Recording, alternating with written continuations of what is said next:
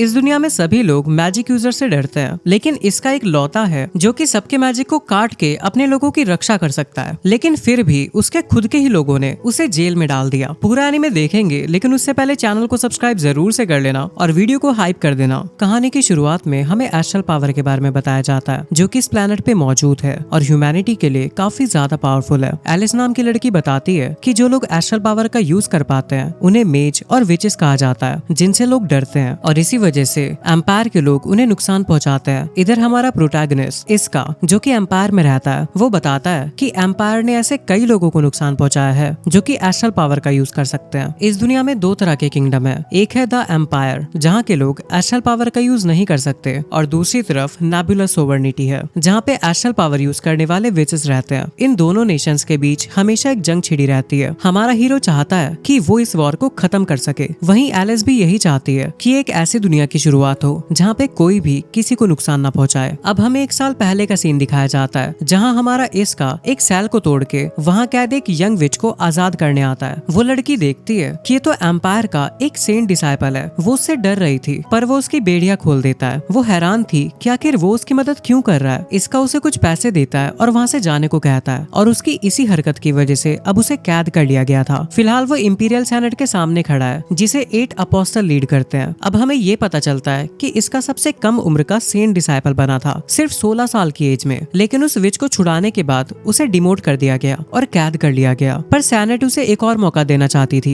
वो उसे मिशन देते हैं कि उसे ग्रैंड विच नेबुलस के एक डिसेंडेंट को मारना है, जो कि आइस कैलेमिटी विच के नाम से जानी जाती है। वो एक प्योर ब्लड होने की वजह से काफी पावरफुल एस्ट्रल यूजर है। सेनेट इसका को मिशन के लिए आजाद कर देती है और उसकी स्वॉर्ड्स भी वापस कर देती है। इसका कहता है कि उसे सबसे पहले अपनी टीम वापस चाहिए। दूसरी तरफ एक रेस्टोरेंट में जिन नाम का लड़का अपनी टीम मेंबर को बताता है कि इसका को जेल से रिलीज कर दिया गया है, उन्हें अपने अगले मिशन के लिए रेडी रहना होगा। बाद में जिन इसका से मिलता है, इसका उसका शुक्रिया अदा करता है कि इतने शॉर्ट नोटिस पे उसने सबको इकट्ठा किया, पर जिन कहता है कि उसे सबकी आदत है। अब थोड़ी ही देर में वहाँ पे कैप्टन मिस भी आ जाती है, जिसके बाद जिन उन्हें मिशन के बारे में बताने लगता है। फिर इसका बताता है कि उसे सिर्फ मिशन के लिए आजाद किया गया है, लेकिन मिस को ऐसा लगता है कि 8 अपोस्टल्स ने उसे फंसाया है। इसका कंफ्यूज हो जाता है तो मिस समझाती है कि आइस कैलेमिटी विच पहली बार नॉर्थर्न फ्रंट पे दिखी थी, जहाँ पे उसने अकेले ही उनका डिफेंस तोड़ दिया था। उसे हिस्ट्री की सबसे पावरफुल एस्ट्रल मेज माना जाता है, लेकिन जिन को लगता है कि उनके पास एडवांटेज है, क्योंकि दुश्मन के पास इसका के बारे में कोई इन्फॉर्मेशन नहीं है, क्योंकि वो सेंट डिसाइपल बनते ही जेल में चला गया था। अब वो लोग जल्दी ही एक बड़े रिएक्टर के पास पहुंच जाते हैं। मिस काफी हैरान थी कि वहाँ पे इतने कम लोग क्यों तैनात हैं। नैने बताती है कि रिएक्टर अभी कंप्लीट नहीं हुआ है, क्योंकि वहाँ पे काफी सारे एस्ट्रल मेजेस के अटैक हुए हैं और इसीलिए ज्यादातर लोग फ्रंट लाइन पे डिफेंड करने में बिजी हैं। जिन नोट करता है कि ये तो एक साइकिल बन गया है। एम्पायर नया रिएक्टर बनाती है और सॉवरेनिटी उसे डिस्ट्रॉय करने की कोशिश करती है, जिसकी वजह से उन्हें और भी हथियार बनाने पड़ते हैं। अब ये लोग आगे बढ़ने लगते हैं। फिर मिस सबको बताती है कि फ्रंट लाइन पे एक यूनिट मौजूद है, लेकिन वो किसी एस्ट्रल फोर्स से नहीं लड़ रहे हैं और जल्दी ही उनके आने की उम्मीद कर रहे हैं। अब अचानक से उनके ट्रक के ऊपर एस्ट्रल फोर्स अटैक कर देती है। मिस हैरान थी, क्योंकि अभी वो लोग एम्पायर के इलाके में ही है, लेकिन इसका उन्हें बताता है कि फ्रंट लाइन डिफेंस टूट चुका है। तभी जिन के ऊपर एक फायर बॉल से हमला होता है, लेकिन इसका अपनी स्वॉर्ड से उसे काट देता है। ये देखकर उन पर अटैक करने वाले मेजेस हैरान हो जाते हैं। मिस उन्हें संभल के रहने को कहती है, लेकिन जिन नहीं चाहता था कि वो ऑर्डर्स दे, क्योंकि इससे पता लग जाएगा कि उनकी लीडर कौन है। वो उन पर एक बुलेट फायर करता है, लेकिन वो ब्लॉक हो जाती है। वो देखता है कि वो लोग विंड मेजेस हैं और कुछ और मेजेस भी सामने आ जाते हैं। जिन समझ जाता है कि वो उन्हें सेंस इसलिए नहीं कर पाए क्योंकि वो लोग जमीन के नीचे थे। इसका सोचता है कि उनके बीच कोई पावरफुल मेज जरूर होगा जो कि इस तरह के स्पेल यूज कर सकता है, लेकिन मिस कंफ्यूज थी कि ये दोनों ऐसे सिचुएशन में इतने शांत कैसे रह सकते हैं। पर जिन कहता है कि हमें इस चीज का पहले से ही अंदाजा था कि ऐसा कुछ हो सकता है। फिर जिन पूछता है कि क्या इसका इन सबको हरा सकता है, जिस पर वो कहता है कि ये पॉसिबल है, लेकिन उसे लड़े हुए काफी वक्त हो गया है, इसीलिए कुछ कह नहीं सकते। इसके बाद वो नीनी को उसे बैकअप देने को कहता है और जिन बुलेट फायर करना शुरू कर देता है। एक मेज इसका पर फायर ब्लास्ट यूज करने की कोशिश करता है, लेकिन इसका डॉज करके उसे नॉकआउट कर देता है। दूसरी मेज हैरान थी कि इसका ब्लास्ट की रेंज से कैसे बच गया। वो अटैक करने की कोशिश करती है, लेकिन कुछ कर पाने से पहले ही हार जाती है। इधर जिन भी बाकी लोगों को हरा देता है। तभी रिन नाम की एक अर्थ मेज अपेयर होती है और एक गोलम को समन करती है, लेकिन वो हैरान हो जाती है कि उसके आने से पहले ही उसके लोग हार गए हैं, क्योंकि उसे नहीं लगा था कि ये लोग इतने पावरफुल हैं कि उसके मेजेस को हरा दे। अब गोलम उन पर अटैक करना शुरू कर देता है, लेकिन इसका आसानी से उसका हाथ काट देता है। वो सबको कहता है कि कि बाकी लोगों को सपोर्ट करने जाओ, यहाँ पे सब कुछ मैं संभाल लूंगा। अब गोलम रीजनरेट होता है और फिर से अटैक करता है। रिन अपने एस्ट्रल आर्ट से इसका पर शूट करती है, लेकिन वो शॉक हो जाती है कि इसका उसके सारे अटैक्स को ब्लॉक कर रहा है। वो सोच रही थी कि क्या ये एक सेंट डिसाइपल है जो कि इतना ज्यादा पावरफुल है। इसका उससे कहता है कि वो उसके सवाल का जवाब तभी देगा अगर वो ये बताएगी कि आइस कैलेमिटी विच कहाँ पे है, लेकिन रिन कुछ भी बताने से मना कर देती है। वो फिर से अटैक करने की कोशिश करती है, लेकिन इसका उसे गोलम से नीचे गिरा देता है और फिर से आइस कैलेमिटी विच के बारे में पूछता है, पर रिन उसे कुछ नहीं बताती और कहती है कि बताने से अच्छा तो मैं मरना पसंद करूंगी। तभी अचानक वो अपने आप को छुड़ा लेती है और एक नाइफ से अटैक करने की कोशिश करती है, लेकिन इसका इजीली उसे नीचे दबा देता है। तभी इसका को अपने आसपास किसी के होने का एहसास होता है जो कि काफी पावरफुल है, इसीलिए वो पीछे हट जाता है। तभी वहाँ अचानक से आइस कैलेमिटी विच आ जाती है। वो तुरंत ही अपने आसपास सब कुछ फ्रीज कर देती है, जिससे इसका शॉक हो जाता है और हमें पता चलता है कि उसका नाम एलिस है। रिन उसे इसका की स्वॉर्ड के बारे में वार्न करती है क्योंकि वो एस्ट्रल आर्ट को ब्लॉक कर सकती है और काट भी सकती है। एलिस रिन की तारीफ करती है कि उसने इसका को इतनी देर तक रोके रखा। इसका समझ जाता है कि उनका गोल रिएक्टर था, लेकिन अब बहुत देर हो चुकी थी क्योंकि एलिस उसे पहले ही फ्रीज करके उसके टुकड़े कर चुकी है। इसका समझ जाता है कि आइस कैलेमिटी विच वही है। एलिस उससे पूछती है कि वो कौन है, क्योंकि कोई ऐसा जो कि सेंट डिसाइपल ना हो वो रिन को कैसे हरा सकता है। लेकिन इसका कहता है कि वो आइस कैलेमिटी विच यानी उसे पकड़ने के लिए आया है। इस पर एलिस कहती है कि अच्छा मजाक है, अगर तुम नहीं चाहते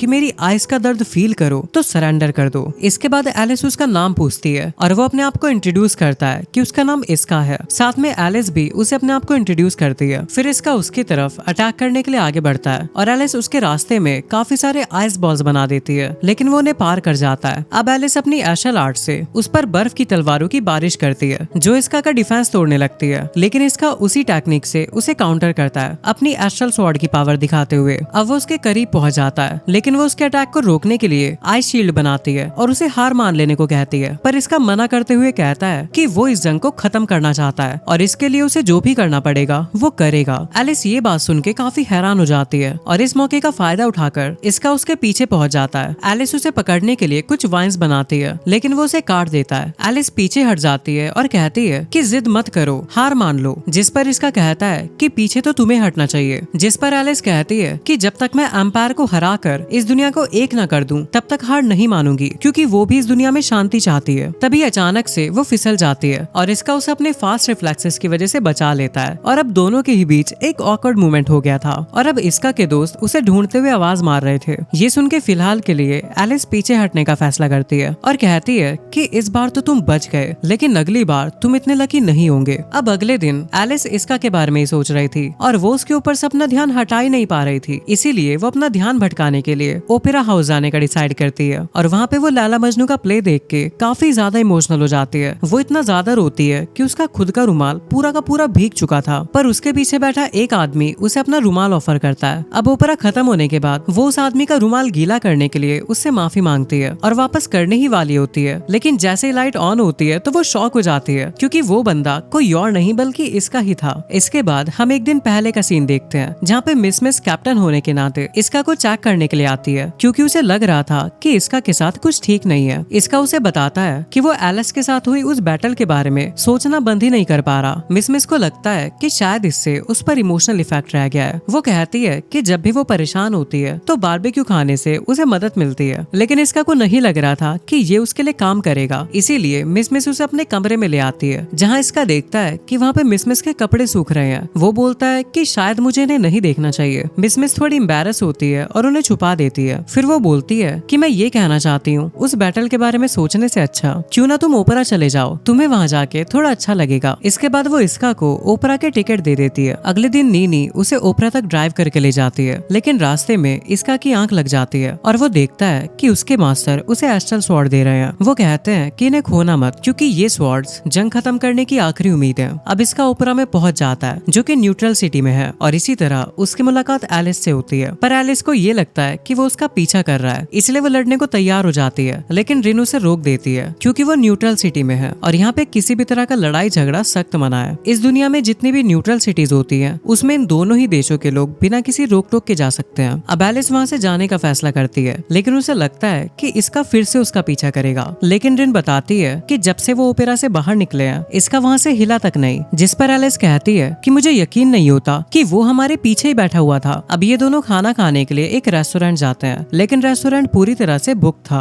और इसीलिए उन्हें किसी के साथ टेबल शेयर करने को कहा जाता है। और जिसके साथ वो टेबल शेयर करने वाले थे वो कोई और नहीं बल्कि इसका ही था। इसका उन्हें यकीन दिलाता है कि वो उनका पीछा नहीं कर रहा, बल्कि ये रिजर्वेशन तो उसने पहले से ही करवा रखी थी और अब क्योंकि कोई और खाली जगह नहीं थी इसीलिए एलिस उसी के साथ खाने का फैसला करती है। और अगर वो वहाँ से चली जाती तो ऐसा लगता कि वो डर गई, लेकिन फिर भी वो रिन को अलर्ट रहने के लिए कहती है। इसका और एलिस दोनों ऑर्डर डिसाइड करते हैं और आखिर में सेम चीज का ऑर्डर कर देते हैं। ये देख के वेट्रेस कहती है कि लगता है आप लोग एक दूसरे को काफी अच्छे से जानते हैं। ये सुन के दोनों को गुस्सा आता है। वो कहते हैं नहीं। अब ये दोनों खाना खाना शुरू करते हैं और एलिस उससे पूछती है कि क्या उसे पास्ता पसंद है, जिस पर इसका कहता है कि क्या तुम मजाक कर रही हो, ये मेरा फेवरेट है और क्रीमी सॉस के साथ तो और भी ज्यादा अच्छा लगता है। ये सुन के एलिस समझ जाती है कि उसे पास्ता सच में काफी पसंद है। अब वो दोनों दोस्तों की तरह बात करने लगते हैं, जिसे देख के रिन एलिस से कहती है लेडी एलिस खाना खाने पे ध्यान दीजिए। अब रात को रिन एलिस से कहती है कि इसका के साथ जो कुछ भी हुआ वो किसी को ना बताए, क्योंकि आमतौर पे वो क्वीन को ये सब बातें बता सकती थी, लेकिन वो चाहती थी कि एलिस इसका के ऊपर ज्यादा ध्यान न दे क्योंकि वो उनका दुश्मन है। फिलहाल एलिस के पास इसका का रुमाल भी था, जिसे देख के रिन उसे फेंकने के लिए कहती है क्योंकि वो दुश्मन का है। दूसरी तरफ इसका सपना देखता है कि वो एक ट्रेन में सफर कर रहा है और अभी अचानक से उस ट्रेन के ऊपर मॉन्स्टर्स ने हमला कर दिया है, जिनसे इसका बाहर आके लड़ने लगता है। इतने में एक झुंड उसके ऊपर अटैक कर देता है, लेकिन वहाँ पे एलिस आके अपनी एस्ट्रल पावर से उन्हें फ्रीज कर देती है और इसके तुरंत बाद इसका की आंख खुल जाती है। अगले दिन इसका और बाकी लोग ट्रेनिंग के बीच में होते हैं। तभी यहाँ पे रिसिया नाम की लेडी उन्हें इंटरप्ट करती है और बताती है कि अगले मिशन के लिए वो उसके कमांड में होंगे। रिसिया कहती है कि उसने उनके पिछले मिशन की रिपोर्ट पढ़ी और वो ये देख सकती है कि सबका काम काफी ज्यादा अच्छा है। फिर वो इसका से कहती है कि मैंने सुना है कि तुम्हें सोने में दिक्कत हो रही है, तुम तो ओपरा गए थे ना, तुम्हें वहाँ पे मजा नहीं आया क्या? वो कहता है ऐसा नहीं है, मुझे वहाँ पे काफी अच्छा लगा। तभी मिस कहती है कि रिसिया को ये ओपरा वगैरह सब बोरिंग लगता है, जिस पर रिसिया कहती है कि ऐसा नहीं है, मुझे बस आर्ट और एक्सिबिशन जैसी चीजें पल्ले नहीं पड़ती। वैसे मेरे पास आर्ट एक्सिबिशन का एक टिकट है जो कि मैंने अपने एक सबऑर्डिनेट से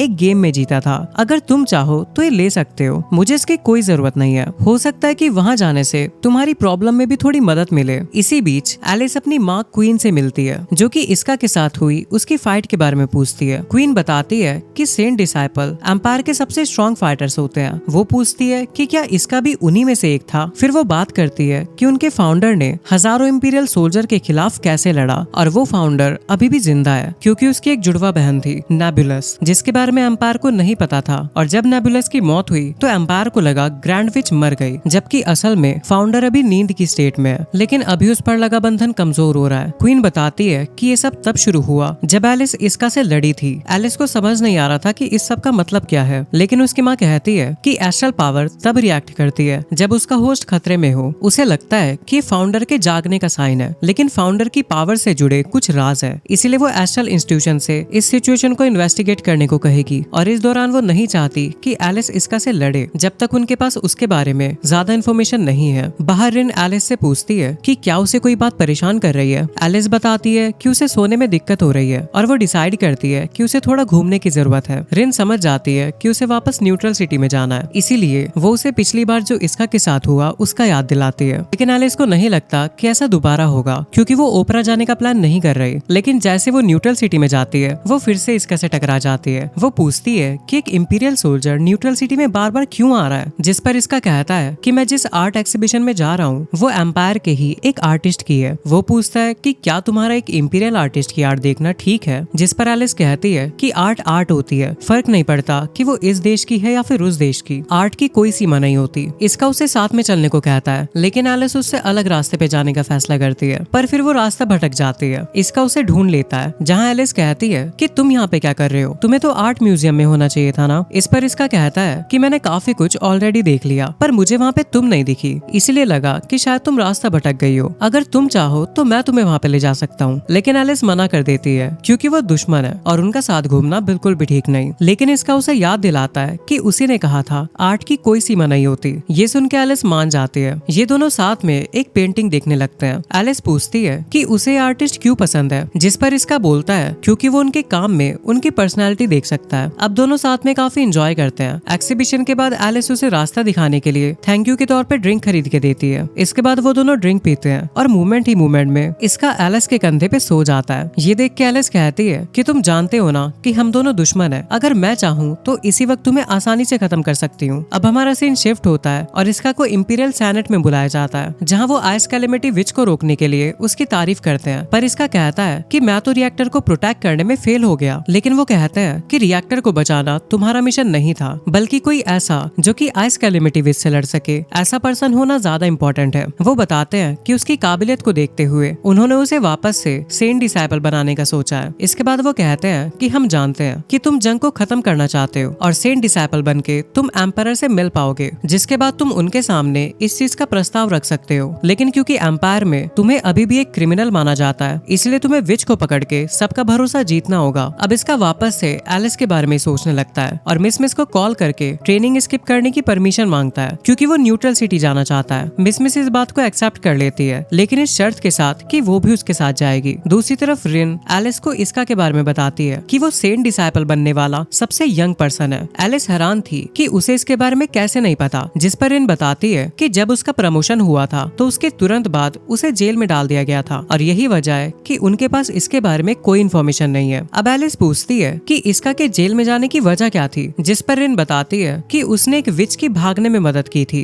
एलिस हैरान थी कि इसका एक विच की मदद करके खुद मुसीबत में क्यों पड़ना चाहेगा। इसका ने जिस विच की मदद की थी एलिस उसका पता लगाने को कहती है, जिस पर रिन बोलती है कि वो ऑलरेडी उसका पता लगा रही है, पर इसमें कुछ दिन और लग सकते हैं। अब रिन वहाँ से चली जाती है और एलिस इसका के रुमाल को उठा लेती है, लेकिन तभी वहाँ पे क्वीन आ जाती है और एलिस को इसका में इंटरेस्ट लेते देख उसे याद दिलाती है कि एम्पायर उनका दुश्मन है और वो भी एम्पायर का ही एक सोल्जर है। वो ये भी देखती है कि एलिस एक इंपीरियल आर्टिस्ट की आर्ट कलेक्ट कर रही है, इसीलिए वो उसे सब बंद करने को कहती है, क्योंकि सोल्जर हो या फिर आर्टिस्ट वो भी एम्पायर के मोहरे ही होते हैं। इतना कहने के बाद क्वीन वहाँ से चली जाती है। उसके जाने के बाद एलिस रिन को आवाज लगाती है और कहती है कि वो कल न्यूट्रल सिटी फिर से जाना चाहती है, इस उम्मीद में कि वो इसका से मिलेगी, क्योंकि वो उसका असली मकसद और इरादे जानना चाहती है। अगले दिन जब इसका और मिस न्यूट्रल सिटी जा रहे थे तो मिस पूछती है कि वो किससे मिलने जा रहा है, जिस पर वो कहता है कि फिलहाल तो ऐसा कुछ प्लान नहीं है कि जिससे वो मिलने जा रहा है वो इंसान वहाँ पे मिलेगा भी या फिर नहीं, लेकिन उम्मीद है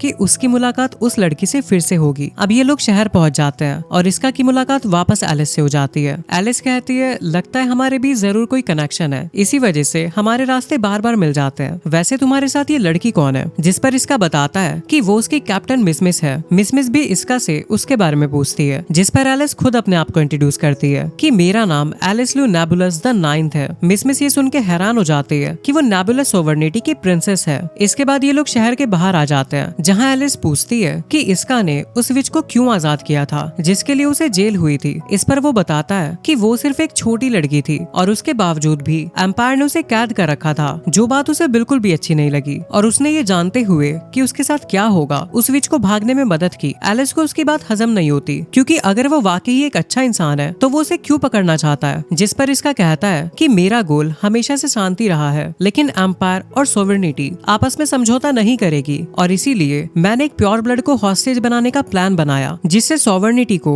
शांति की बातचीत के लिए मजबूर होना पड़े। एलिस उसकी बातों पे यकीन करती है, लेकिन उसे नहीं लगता कि उसका प्लान काम करेगा, क्योंकि अगर वो उसे पकड़ के ले भी गया तो उसकी माँ यानी क्वीन नेगोशिएशन नहीं करेगी, क्योंकि उनके देश के लोग एम्पायर से नफरत करते हैं। एलिस इसका के सामने ऑफर रखती है कि तुम मेरे अंडर काम करो। इससे पहले कि वो जवाब दे पाता आसमान फट जाता है और सोवरेनिटी की फाउंडर आसमान में बने एक होल से बाहर आती है। इसका और मिस रियलाइज करते हैं कि ग्रैंड विच अभी भी जिंदा है। ये देख के मिस को लगता है कि इसके पीछे एलिस का हाथ है, इसलिए वो कहती है कि ये फाइट फेयर नहीं है, ये बिल्कुल गलत है। जिस पर एलिस कहती है कि इसमें उसका कोई हाथ नहीं। अब फाउंडर उन पर फायर ब्लास्ट शूट करती है। दूसरी तरफ क्वीन देखती है कि वहाँ से फाउंडर की बॉडी गायब है। उसे लगता है क्योंकि अब फाउंडर जाग चुकी है तो वो लोग आराम से इस 100 साल पुरानी जंग को जीत सकते हैं। इधर फाउंडर एलिस पे भी अटैक कर रही थी, जिसे देख के इसका पूछता है कि फाउंडर एलिस पे क्यों अटैक कर रही है, जबकि वो तो उसके वंशज है। एलिस बताती है कि ये शायद एस्ट्रल पावर के ऑटो डिफेंस सिस्टम की वजह से है, हालांकि पूरी तरह से वो भी श्योर नहीं है कि ऐसा क्यों हो रहा है। फिर वो इसका से कहती है कि जब से वो उससे मिली है उसके अंदर उसके लिए फीलिंग्स है,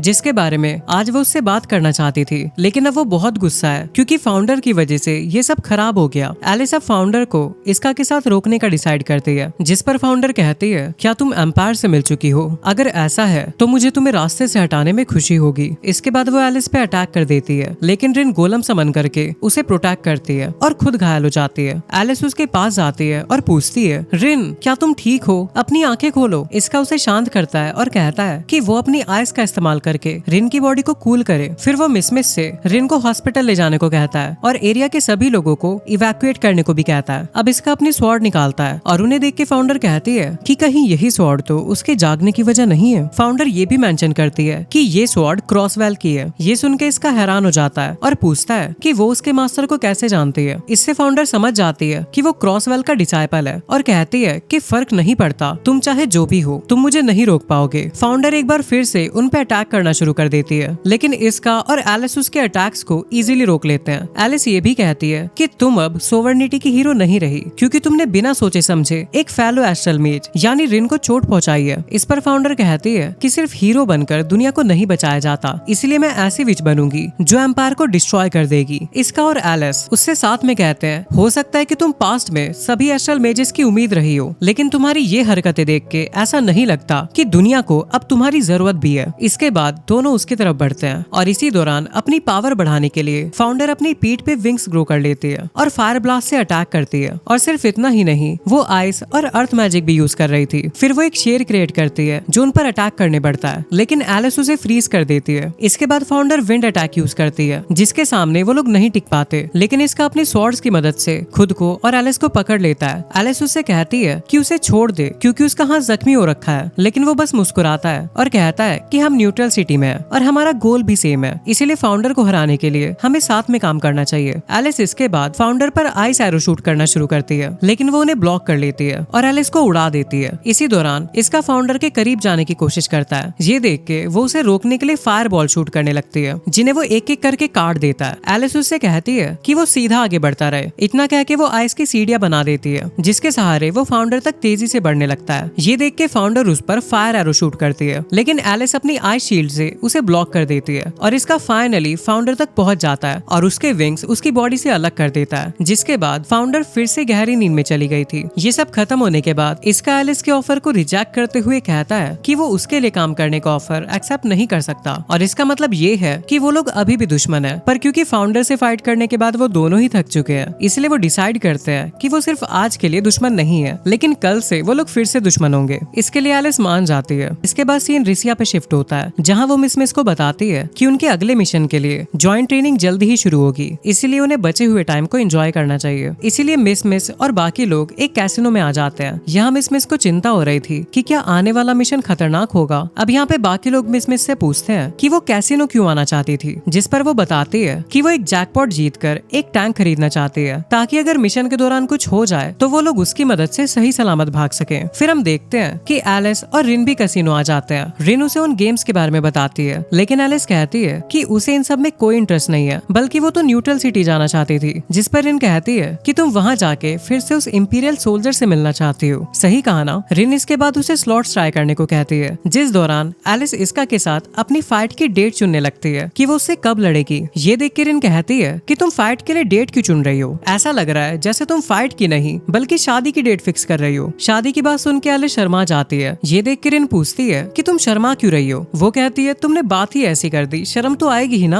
अब रिन ये सब छोड़ के उसे स्लॉट्स खेलने पे मजबूर करती है और एलिस मान भी जाती है। उसे भी लग रहा था कि इस बार उसकी मुलाकात इसका से नहीं होगी। अब एलिस गेम ट्राई करती है और पहली ही कोशिश में जैकपॉट जीत जाती है। रिन जैकपॉट मनी के लिए स्टाफ को लेने चली जाती है। उसी दौरान वहाँ पे नीनी पहुँचती है और जैकपॉट के लिए उसे कॉन्ग्रेचुलेट करती है। वो कहती है कि काश उनके पास इतने कॉइन्स होते ताकि वो कैप्टन के लिए एक टैंक खरीद पाते। ये सुन के एलिस अपना जैकपॉट नीनी को देने का डिसाइड करती है क्योंकि उसे पैसों की जरूरत ही नहीं है। नीनी जैकपॉट लेके अपनी टीम के पास जाती है और सबको बताती है कि कैसे एक खूबसूरत सुनहरे बालों वाली लड़की ने उसे अपना जैकपॉट दे दिया। सुनहरे बाल से इसका को लगता है कि कहीं वो एलिस तो नहीं, लेकिन फिर वो कहता है कि ऐसा नहीं हो सकता। इधर वापस जाते हुए एलिस को फॉर्चून टेलिंग की दुकान मिलती है जहाँ वो पूछती है कि मैं किसी को ढूंढ रही हूँ, वो एक लड़का है और मैं जानना चाहती हूँ कि मेरी मुलाकात उससे कब और कहाँ होगी। फॉर्चून टेलर उसे बताती है कि जिसे वो ढूंढ रही है वो करीबी है और उनके बीच एक ऐसा कनेक्शन है जिसे कोई नहीं तोड़ सकता।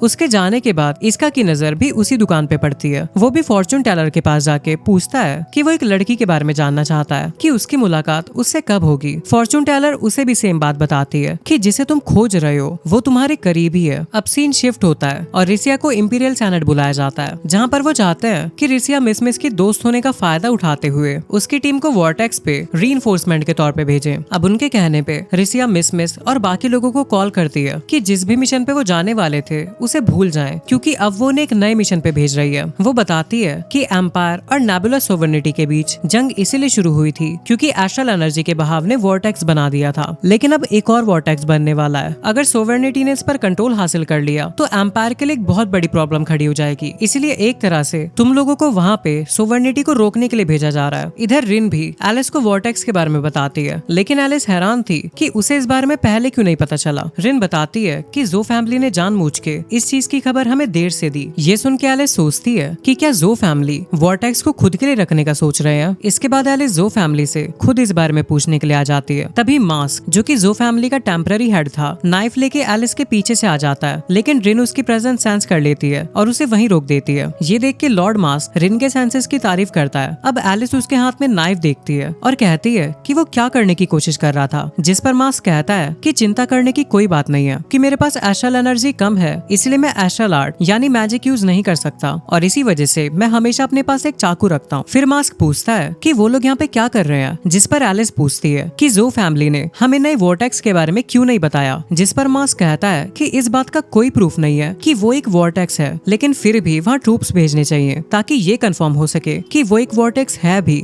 या फिर नहीं। इस पर एलिस कहती है कि अगर यही बात है तो तुम लोग इस चीज की रिपोर्ट भेजने में इतनी देरी क्यों कर रहे हो, जिस पर लॉर्ड मास्क कहता है कि उनकी रिपोर्ट इसीलिए डिले हुई क्योंकि डॉक्यूमेंट्स प्रिपेयर करने में टाइम लग रहा है। दूसरी तरफ एम्पायर के आर्मी कैंप में इसका मिस से पूछता है कि क्या उसने न्यूट्रल सिटी में वो जो फाउंडर के साथ हुआ उसकी रिपोर्ट हायर अप्स को दी, जिस पर मिस कहती है कि हायर अप्स गुस्सा थे क्योंकि उन्होंने प्रूफ के लिए फाउंडर की फुटेज रिकॉर्ड नहीं की। वो कहती है कि चिंता की कोई बात नहीं है, वो ऐसी छोटी मोटी मुसीबतों में तो पड़ती रहती है। फिर मिस यहाँ पर अपनी एक पुरानी दोस्त नोरो को देखती है और सबसे इंट्रोड्यूस करवाती है। तभी नेमलेस नाम का एक सेंट डिसाइपल, जो कि इनका कमांडर था, वो सबको इकट्ठा करता है और बताता है कि उनका मिशन सोवर्निटी से पहले वॉर्टेक्स को सीज करना है और अगर सीज करने में फेल हो गए तो उसे डिस्ट्रॉय करना है। फिर वो कहता है कि मेरा सिर्फ एक ही गोल होगा, एस्ट्रल पावर फोर्सेस को डिस्ट्रॉय करना, और मैं चाहता हूँ कि इस बीच कोई मेरे रास्ते में ना आए। इसके बाद सभी ट्रूप्स वॉर्टेक्स को ढूंढने लगते हैं। जब इसका और बाकी लोग वॉर्टेक्स ढूंढ रहे होते हैं, मिस को नोरो कांटेक्ट करती है और बताती है कि एक यूनिट गायब हो गई है और उन्हें ढूंढने गई 2 और यूनिट से भी संपर्क टूट गया है। मिस सोचती है कि क्या ये उसी विच का काम है, लेकिन नोरो को लगता है कि अगर ऐसा होता तो इस बात का कोई सबूत तो जरूर मिलता। अब मिस बेस वापस जाने का डिसाइड करती है क्योंकि उसे लगता है कि उसके लिए कमांडर नेमलेस की तरफ से कुछ नए ऑर्डर्स आए होंगे। लेकिन वहां पहुंचने पर नेमलेस उनसे वॉर्टेक्स ढूंढना कंटिन्यू करने को कहता है और ये भी कहता है कि 32 में से सिर्फ 3 यूनिट मिसिंग है और सिर्फ उन्हें ढूंढने के लिए रेस्क्यू टीम बनाने की कोई जरूरत नहीं है। लेकिन मिस और बाकी लोग उसके ऑर्डर से सहमत नहीं थे, इसलिए इसका नेमलेस को कन्फ्रंट करने का डिसाइड करता है क्योंकि इसका के जेल जाने से पहले वो लोग साथ में काम कर चुके थे। लेकिन जब इसका उससे बात करने की कोशिश करता है तो नेमलेस कहता है कि मुझे तुम्हारा नाम नहीं पता, पर ऐसा लग रहा है कि मैंने तुम्हें कहीं देखा है। फिर उसे याद आ जाता है कि ये वही सेंट डिसाइपल है जो कि विच को आजाद करने की वजह से जेल चला गया था। फिर इसका अपनी बात रखने की कोशिश करता है, लेकिन नेमलेस उसे रोक देता है और कहता है कि मुझसे बात करने के लिए तुम्हारे पास एक अच्छी रैंक होनी चाहिए सोल्जर। तभी वहाँ पे मिस आ जाती है और इसका से कहती है कि टीम की कैप्टन होने के नाते वो उसकी तरफ से बात करेगी। अब मिस उनके सामने अपनी सारी बातें रख देती है। हमारा सीन शिफ्ट होता है। इसका नैने और जिन को बताता है कि उसने नेमलेस से बात करने की कोशिश करी, लेकिन उसने उसका कोई भी जवाब नहीं दिया। इससे उन्हें लगता है कि शायद कोई सीक्रेट ऑपरेशन चल रहा है जिसके बारे में उन्हें नहीं पता। इसी बीच एलिस भी वॉर्टेक्स को ढूंढने का डिसाइड करती है। रिन पूछती है कि क्या वो वहाँ पे इसी उम्मीद में जा रही है कि वहाँ वो इसका से फिर से मिलेगी, लेकिन एलिस कहती है कि वो वहाँ पे रॉयल फैमिली की प्रिंसेस के तौर पे जा रही है। एलिस और रिन अब वॉर्टेक्स के पास पहुँचते हैं जहाँ पे लॉर्ड मास्क भी पहुँच जाता है और ये बात कंफर्म हो जाती है कि वो एक वॉर्टेक्स ही है। इसीलिए एलिस मास्क से पूछती है कि क्या वो इस वॉर्टेक्स को खुद के लिए रखने का प्लान कर रहा था, जिस पर मास्क उसे यकीन दिलाता है कि ऐसा कुछ नहीं है, बल्कि उसे भी कुछ वक्त पहले ही पता चला कि ये एक वॉर्टेक्स है और वो क्वीन को इसके बारे में रिपोर्ट करने ही वाले थे। अब मास्क की भांजी, जिसका नाम किसिंग है, वो भी वहाँ पे आ जाती है। इसलिए वो एलिस से कहता है कि वॉर्टेक्स को डिफेंड करने का काम मुझ पर छोड़ दो। अब क्योंकि मास्क इतना ताकतवर नहीं है कि वो इंपीरियल आर्मी के खिलाफ लड़ सके, तो एलिस उससे पूछती है कि क्या तुम्हारी भांजी किसिंग इतनी ताकतवर है जो कि इंपीरियल कैपिटल के खिलाफ लड़ सके, जिस पर मास्क कहता है कि मेरा मानना है किसिंग के अंदर आपको भी सरपास करने का टैलेंट है। इस पर एलिस कहती है कि ठीक है, मैं उसकी काबिलियत पर शक नहीं कर रही हूँ, लेकिन मुझे ये जानना है कि जो फैमिली इस वॉर्टेक्स के साथ क्या करने का प्लान कर रही है, और ये मत कहना कि इसकी मदद से तुम एम्पायर के साथ एक बड़ी जंग करना चाहते हो, जिस पर मास्क कहता है कि ये तो सभी एस्ट्रल मेज का सपना है कि वो एम्पायर की आर्मी को हराए। इससे हमें ये समझ आता है कि जो फैमिली वाकई में इस वॉर्टेक्स का इस्तेमाल करना चाहती है ताकि एम्पायर के साथ जंग में सोवर्निटी का पलड़ा भारी रहे। इसी बीच दूसरी ओर नैने को बेस से पता चलता है कि बेस के अंदर एस्ट्रल पावर की रीडिंग्स आ रही है। इसका कहता है कि ऐसा हो सकता है कि वहाँ पे कोई मैजिक यूजर यानी एस्ट्रल मेज हो। फिर मिस को कॉल आता है और पता चलता है कि वो रीडिंग एस्ट्रल आर्ट्स की है, यानी वहाँ पे वाकई में सोवर्निटी का कोई जासूस है। अभी ने रियलाइज होता है कि किसी ने उनके बेस में घुसपैठ की है और मिसिंग यूनिट्स को भी शायद उन्होंने किडनैप किया होगा। मिस उन्हें बताती है कि उनका बेस शिफ्ट किया जा रहा है, लेकिन उनके लिए ऑर्डर्स हैं कि वो लोग वॉर्टेक्स को ढूंढते रहें। तभी इन्हें वॉर्टेक्स का सिग्नल भी मिल जाता है और ये लोग सोचते हैं कि वॉर्टेक्स को सबसे पहले ढूंढने के लिए शायद उनकी टीम को शाबाशी मिल सकती है। लेकिन वहाँ पे नोरो की यूनिट भी आ जाती है। नोरो ने बताती है कि सोवर्निटी ने पहले ही वहाँ इंपीरियल सोल्जर्स को पकड़ने के लिए जाल बिछा रखा है और मैं बता दूं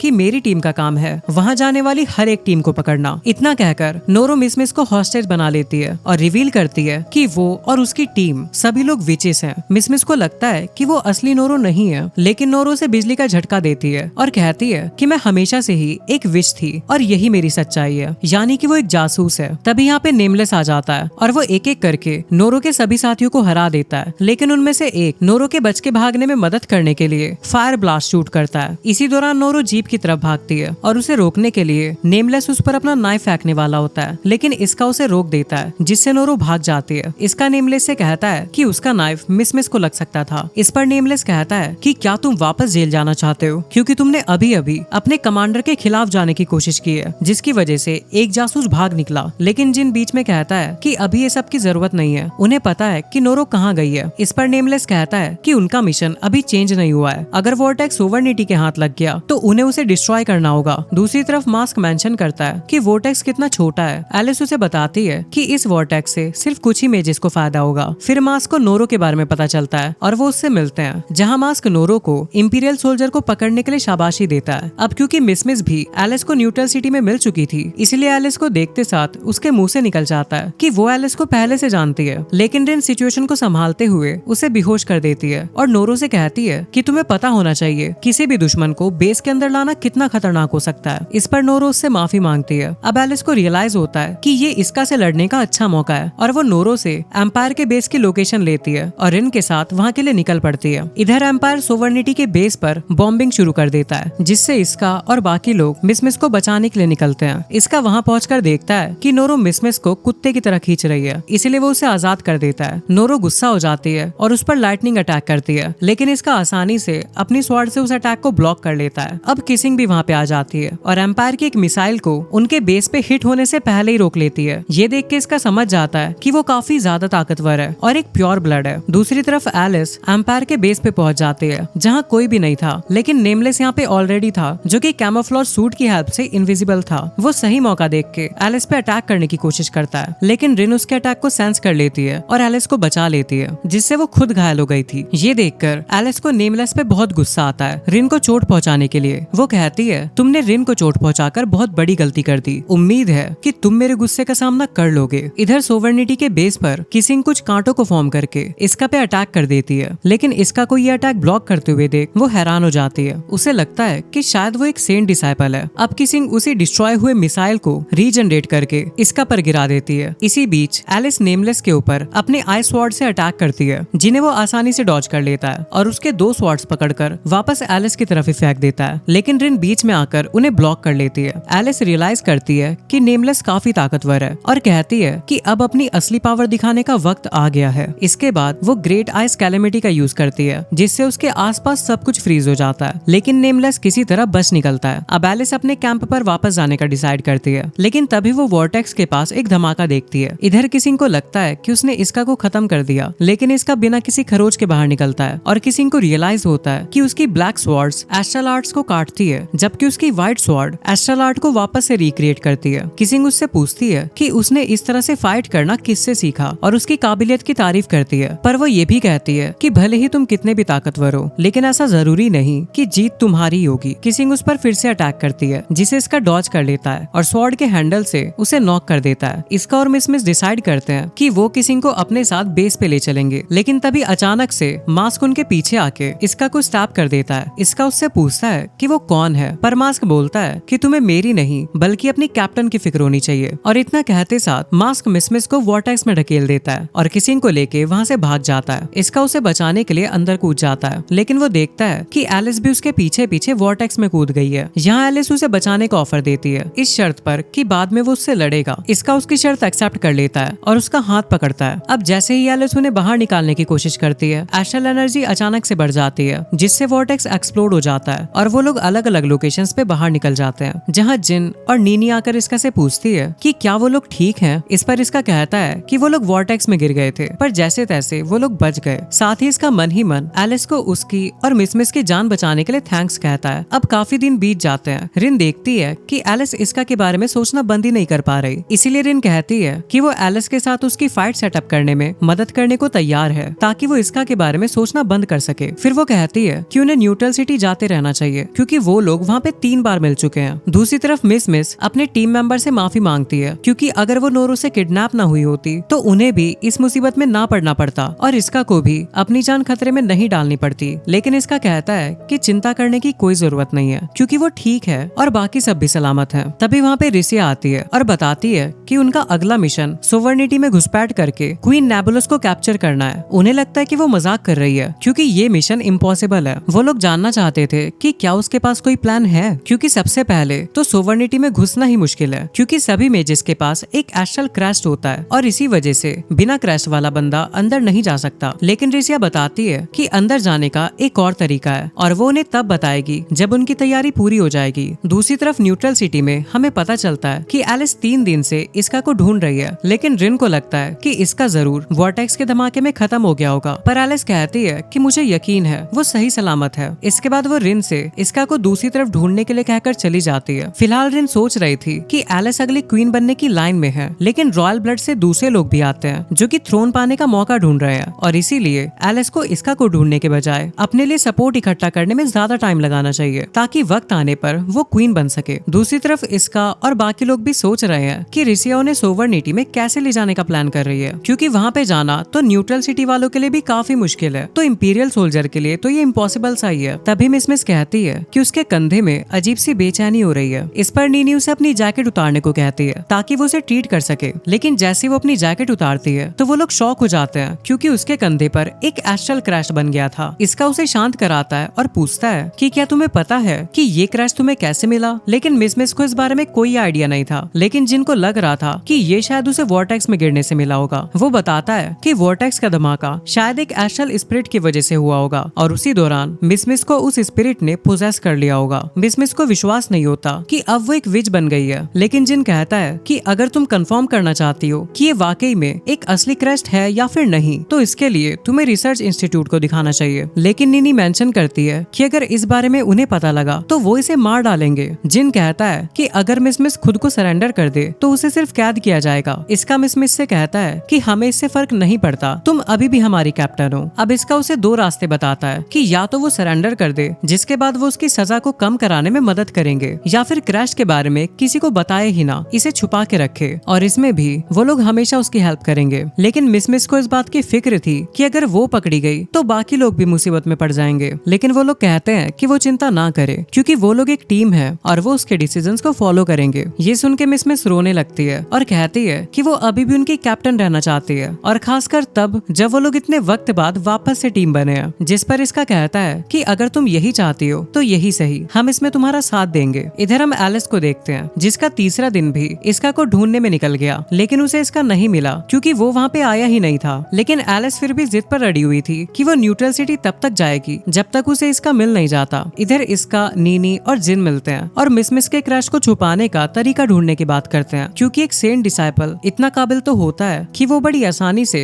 मिस के क्रैश को नोटिस कर लेगा। जिन कहता है कि अगर उसका क्रैश रिवील हो गया तो पता नहीं उसके साथ क्या होगा। नीनी को लगता है कि शायद वो लोग मिस को एक्सिक्यूट नहीं करेंगे, लेकिन जिन उसे नोरो वाले इंसिडेंट का याद दिलाता है जिसे एम्पायर ने जासूस घोषित कर दिया है और अगर मिस का क्रैश रिवील हो गया तो उसे भी जासूस मान लिया जाएगा। अब अगले दिन इसका मिस को न्यूट्रल सिटी ले आता है और कहता है कि माफ करना, मुझे तुम्हें यहाँ पे लाना पड़ा। ऐसा लग रहा है कि हम तुम्हें छुपाने की कोशिश कर रहे हैं। लेकिन मिस कहती है कि तुम्हें माफी मांगने की कोई जरूरत नहीं है क्योंकि एक यही जगह है जहाँ मैं अपने क्रैश की चिंता किए बगैर आराम से चैन की सांस ले सकती हूँ। अब इसका आसपास के लोगों को देखता है जिन्हें किसी भी चीज की फिक्र नहीं थी। वो सोचता है कि क्या एम्पायर भी 100 साल पहले इतना ही पीसफुल था जब उसका दुनिया पे डोमिनेंस था। लगता तो ऐसा ही है, लेकिन फिर एम्पायर को एस्ट्रल पावर के बारे में पता चला, जिसकी मदद से आम लोग विचेस और डीमन बन गए। लेकिन एम्पायर इस पावर से डर गया और इसीलिए उन्होंने ऐसे लोगों को जिनके पास एस्ट्रल पावर है उन पे जुल्म करना शुरू कर दिया, जिससे आखिरकार एक जंग की शुरुआत हुई। लेकिन इसका को अभी भी यकीन है कि वो इस जंग को खत्म कर सकते हैं। वो मिस को यकीन दिलाता है कि एक दिन ऐसा जरूर आएगा जब उसे अपने क्रश को छुपाने की जरूरत नहीं पड़ेगी। फिर मिस कहती है क्योंकि वो यहाँ पे आए हैं तो थोड़ा वक्त एंजॉय कर लेते हैं। इतना कह के वो कुछ पीने के लिए लेने चली जाती है, लेकिन इसका अभी सोच रहा होता है कि ये जंग कैसे खत्म होगी, क्योंकि वो जानता है कि अगर उसने अपना अगला मिशन जो कि क्वीन को हॉस्टेज बनाना है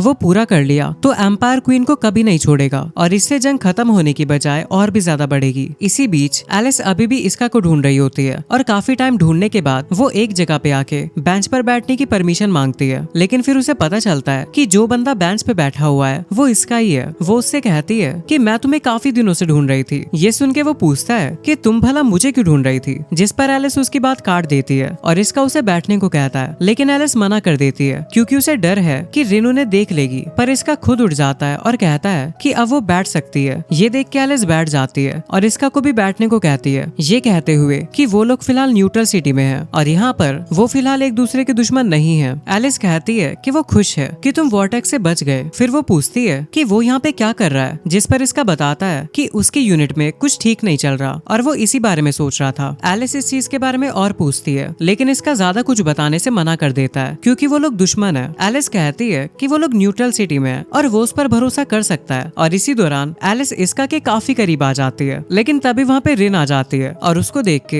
एलिस तुरंत उठ जाती है और कहने लगती है कि जैसा तुम सोच रही हो वैसा कुछ नहीं है। वो कहती है तो तुम लोग इतने पास क्यों थे? वो कहती है इसमें मेरी कोई गलती नहीं है, ये सारी इसका की गलती है। वो कहता है अब ये मेरी गलती कैसे हो गई? अब रिन इसका को सही सलामत देख के समझ जाती है कि वो उस वॉर्टेक्स के धमाके से बच गया था और वो एलिस को एक ड्रिंक देती है और साथ में इसका को भी ऑफर करती है, ये कहते हुए कि वो इसे एलिस की तरफ से गिफ्ट समझे। लेकिन इसका जैसे उसे पीता है उसका सर भारी होने लगता है और वो बेहोश हो जाता है। रिन बताती है कि उसे नहीं लगा था कि वो उनकी दी हुई ड्रिंक को पी लेगा, पर उसने पी ली और वो बेहोश इसीलिए हो गया क्योंकि उसने उसकी ड्रिंक में नींद की गोली मिला दी थी। रिन आगे बताती है कि इसका जब उठेगा तो समझ जाएगा कि सोवर्निटी ने उसे जहर देने की कोशिश की और इसीलिए वो एलिस से खुल के बात करना बंद कर देगा और यही करना उसका मकसद था। ये सुन के एलिस कहती है कि उसने जो कुछ भी किया वो उसे बिल्कुल भी अच्छा नहीं लगा। इसके बाद रिन इसका को अपनी कस्टडी में लेने की सलाह देती है, पर एलिस को उसका ये आइडिया पसंद नहीं आता। लेकिन जब मिस वापस आती है तो एलिस से पूछती है कि वो आखिरकार ऐसा कैसे कर सकती है क्योंकि वो लोग अभी एक न्यूट्रल सिटी में है। पर एलिस कहती है कि उसके पास अभी समझाने का वक्त नहीं है, इसीलिए वो उसे ले जा रही है। ये देख के मिस उसकी तरफ दौड़ती है, जिस दौरान उसका क्रश जागने लगता है जिससे एनर्जी बाहर निकलने लगती है। ये देख के एलिस हैरान रह जाती है, लेकिन उसे रोकने के लिए वो उसके पैरों को फ्रीज कर देती है और इसका को अपने साथ ले जाती है। रिसिया को इस चीज के बारे में पता लग जाता है और वो एम्परर को इसके बारे में रिपोर्ट करती है कि इसका को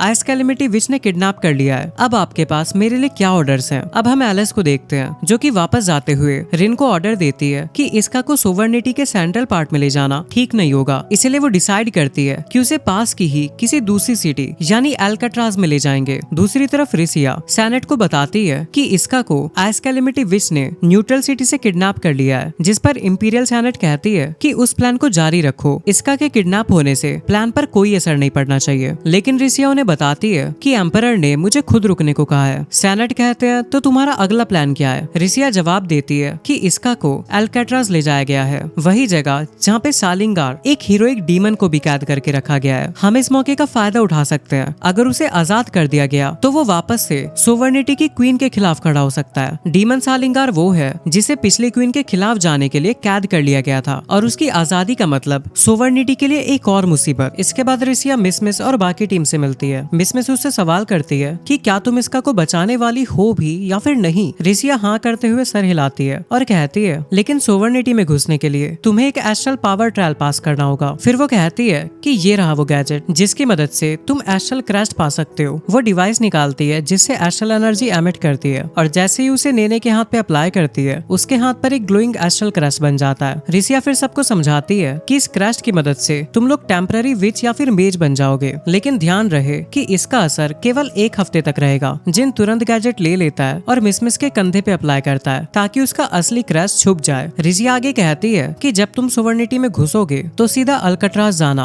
और इसका को ढूंढना। बाकी हमारे यूनिट्स इस मौके का फायदा उठाकर पैलेस में घुसेंगे और क्वीन को कैप्चर करने की कोशिश करेंगे। दूसरी तरफ एलिस, इसका और रिन अल्काट्राज पहुंचते हैं। यहाँ एलिस इसका को पोक करना शुरू करती है, ये देखने के लिए कि क्या वो अभी भी सो रहा है। लेकिन इसी दौरान एक बिल्ली उनके कार के सामने आ जाती है, जिससे इसका एलिस के ऊपर गिर जाता है और एलिस शर्मा जाती है। तभी इसका जाग जाता है, लेकिन रिन हैरान हो जाती है कि जो गोली उसने ड्रिंक में मिलाई थी उससे उसे अगले दिन तक सोए रहना चाहिए था। एलिस इसका से कहती है कि देखो तुम हमारी कस्टडी में हो और इसमें मेरी गलती नहीं है। अगर तुमने वो जूस नहीं पिया होता तो तुम हमारी कस्टडी में नहीं होते। जिस पर इसका कहता है मुझे तुमसे ये उम्मीद नहीं थी एलिस, तुम नेबुलस सोवर्निटी की प्रिंसेस हो। एलिस को ये अच्छा नहीं लगता। वो कहती है कि मैंने रिन को कोई ऑर्डर नहीं दिया था, रिन ने सब कुछ खुद से प्लान किया। लेकिन रिन भी इसमें इसका कई दोष निकालती है और कहती है कि आखिर तुम मेरे ट्रिक में फंस कैसे गए। अब वो एक होटल के सामने आ जाते हैं, जहाँ रिन इसका से कहती है कि अब तुम सोवर्निटी में हो, जहाँ तुम्हारा कोई साथी नहीं है, इसीलिए मदद के लिए चिल्लाने से कोई फायदा नहीं होने वाला। अब ये लोग होटल रूम के अंदर आ जाते हैं, जहाँ रिन एलिस को बताती है कि उसने एक और रूम बुक किया है और इसका कुछ चैन से बांध के रखने के लिए कहती है। लेकिन एलिस को उसका ये आइडिया बिल्कुल पसंद नहीं आता, क्योंकि वो नहीं चाहती थी कि लोग सोचें वो अपने कैदियों के साथ बुरा बर्ताव करती है। लेकिन रिन उसे इसका के साथ सेम रूम में नहीं छोड़ सकती थी, इसीलिए वो कहती है कि उसने एक लग्जरी सूट पहले से ही बुक कर रखा है, जहाँ वो जाके आराम कर सकती है, जबकि वो खुद इसका के साथ यहीं पे रहेगी। दूसरी तरफ मिस और बाकी लोग सोवर्निटी में एंटर करने में कामयाब हो जाते हैं। उन्हें रिसिया कांटेक्ट करती है और बताती है कि अल्काट्राज में एक प्रिजन सेक्शन है, जहाँ पे दूसरे देशों के भी क्रिमिनल्स को रखा गया है, जिसके लिए दूसरे देश उन्हें पैसे देते हैं और यही वजह है कि सोवर्निटी काफी फल फूल रही है। फिर जिन पूछता है कि क्या सभी क्रिमिनल्स एस्ट्रल मेजिस हैं। इस पर रिसिया उन्हें कुछ खतरनाक कैदियों के बारे में बताती है और साथ ही वो उन्हें सालिंगार के बारे में भी बताने वाली थी, लेकिन खुद को रोक लेती है क्योंकि ये लोग रिसिया के प्लान के बारे में नहीं जानते। अब रिसिया उन्हें इंस्ट्रक्शन देती है कि कहाँ और कैसे जाना है। जब वो लोग लोकेशन पे पहुंचते हैं तो वहाँ पे रिसिया को देख के हैरान हो जाते हैं। वो पूछते हैं कि तुम यहाँ पे क्या कर रही हो, जिस पर रिसिया कहती है कि मुझे लगा अगर मैं तुमसे मिलके तुम्हें समझाऊं तो ज्यादा बेहतर होगा।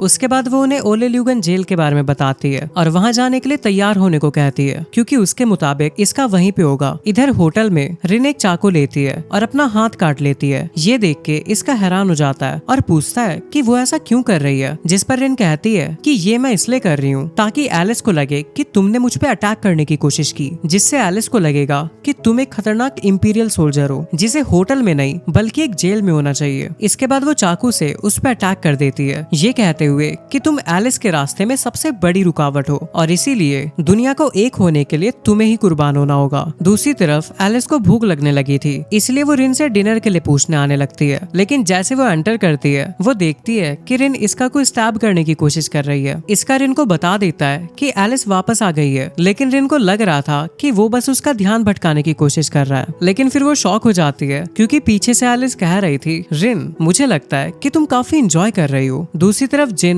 मिस और नैने जेल में घुस जाते हैं, जहाँ जिन कहता है कि यहाँ पे तो काफी कड़ी पहरेदारी है, हम यहाँ पे रिसिया की मदद से घुस तो आए हैं, लेकिन अब वो हमें छोड़कर दूसरी ओर चली गई है। मिस कहती है कि क्या इसका सच में यहाँ पे है, जिस पे वो बोलता है कि रिसिया एक सेंट डिसाइपल है और एक सेंट डिसाइपल यहाँ तक तभी आएगा जब तक उसे ये यकीन ना हो कि इसका यहीं पे है। लेकिन अगर रिसिया के यहाँ आने का कोई दूसरा मकसद है तो अलग बात है। इधर होटल में एलिस खुद को इसका के साथ चेन में बांध लेती है और रिन को ब्लेम करते हुए कहती है कि इसमें तुम्हारी गलती है, अगर तुम इसका को मारने की कोशिश नहीं कर रही होती तो मुझे ये नहीं करना पड़ता। इसके बाद वो रिन को जाने को कहती है और इसका को बताती है कि अब वो उसके ऊपर नजर रखेगी, लेकिन इसका कहता है कि आखिर इस हालत में हम लोग बाथरूम कैसे यूज करेंगे। ये सुन के एलिस उसे ठरकी कहती है और बोलती है कि ये बात तो मुझे पहले भी तो कह सकते थे, क्योंकि उसकी चाबियां अब रिन के पास है। और बाथरूम की बात से एलिस को याद आता है कि उसे नहा लेना चाहिए, इसीलिए वो इसका को रिन के हवाले छोड़ के नहाने चली जाती है। यहाँ इसका उससे पूछता है कि तुम लोग मेरे साथ क्या करने वाले हो, जिस पर रिन कहती है कि अगर उसका बस चले तो वो उसे यहाँ पे हमेशा के लिए कैद कर दे। तभी एलिस टॉवल में कैजुअली बाहर आती है। वो ये बात भूल चुकी थी कि इसका भी यहाँ है। वो उसे देख के शर्मा जाती है और पीछे मुड़ जाती है, जिससे इसका को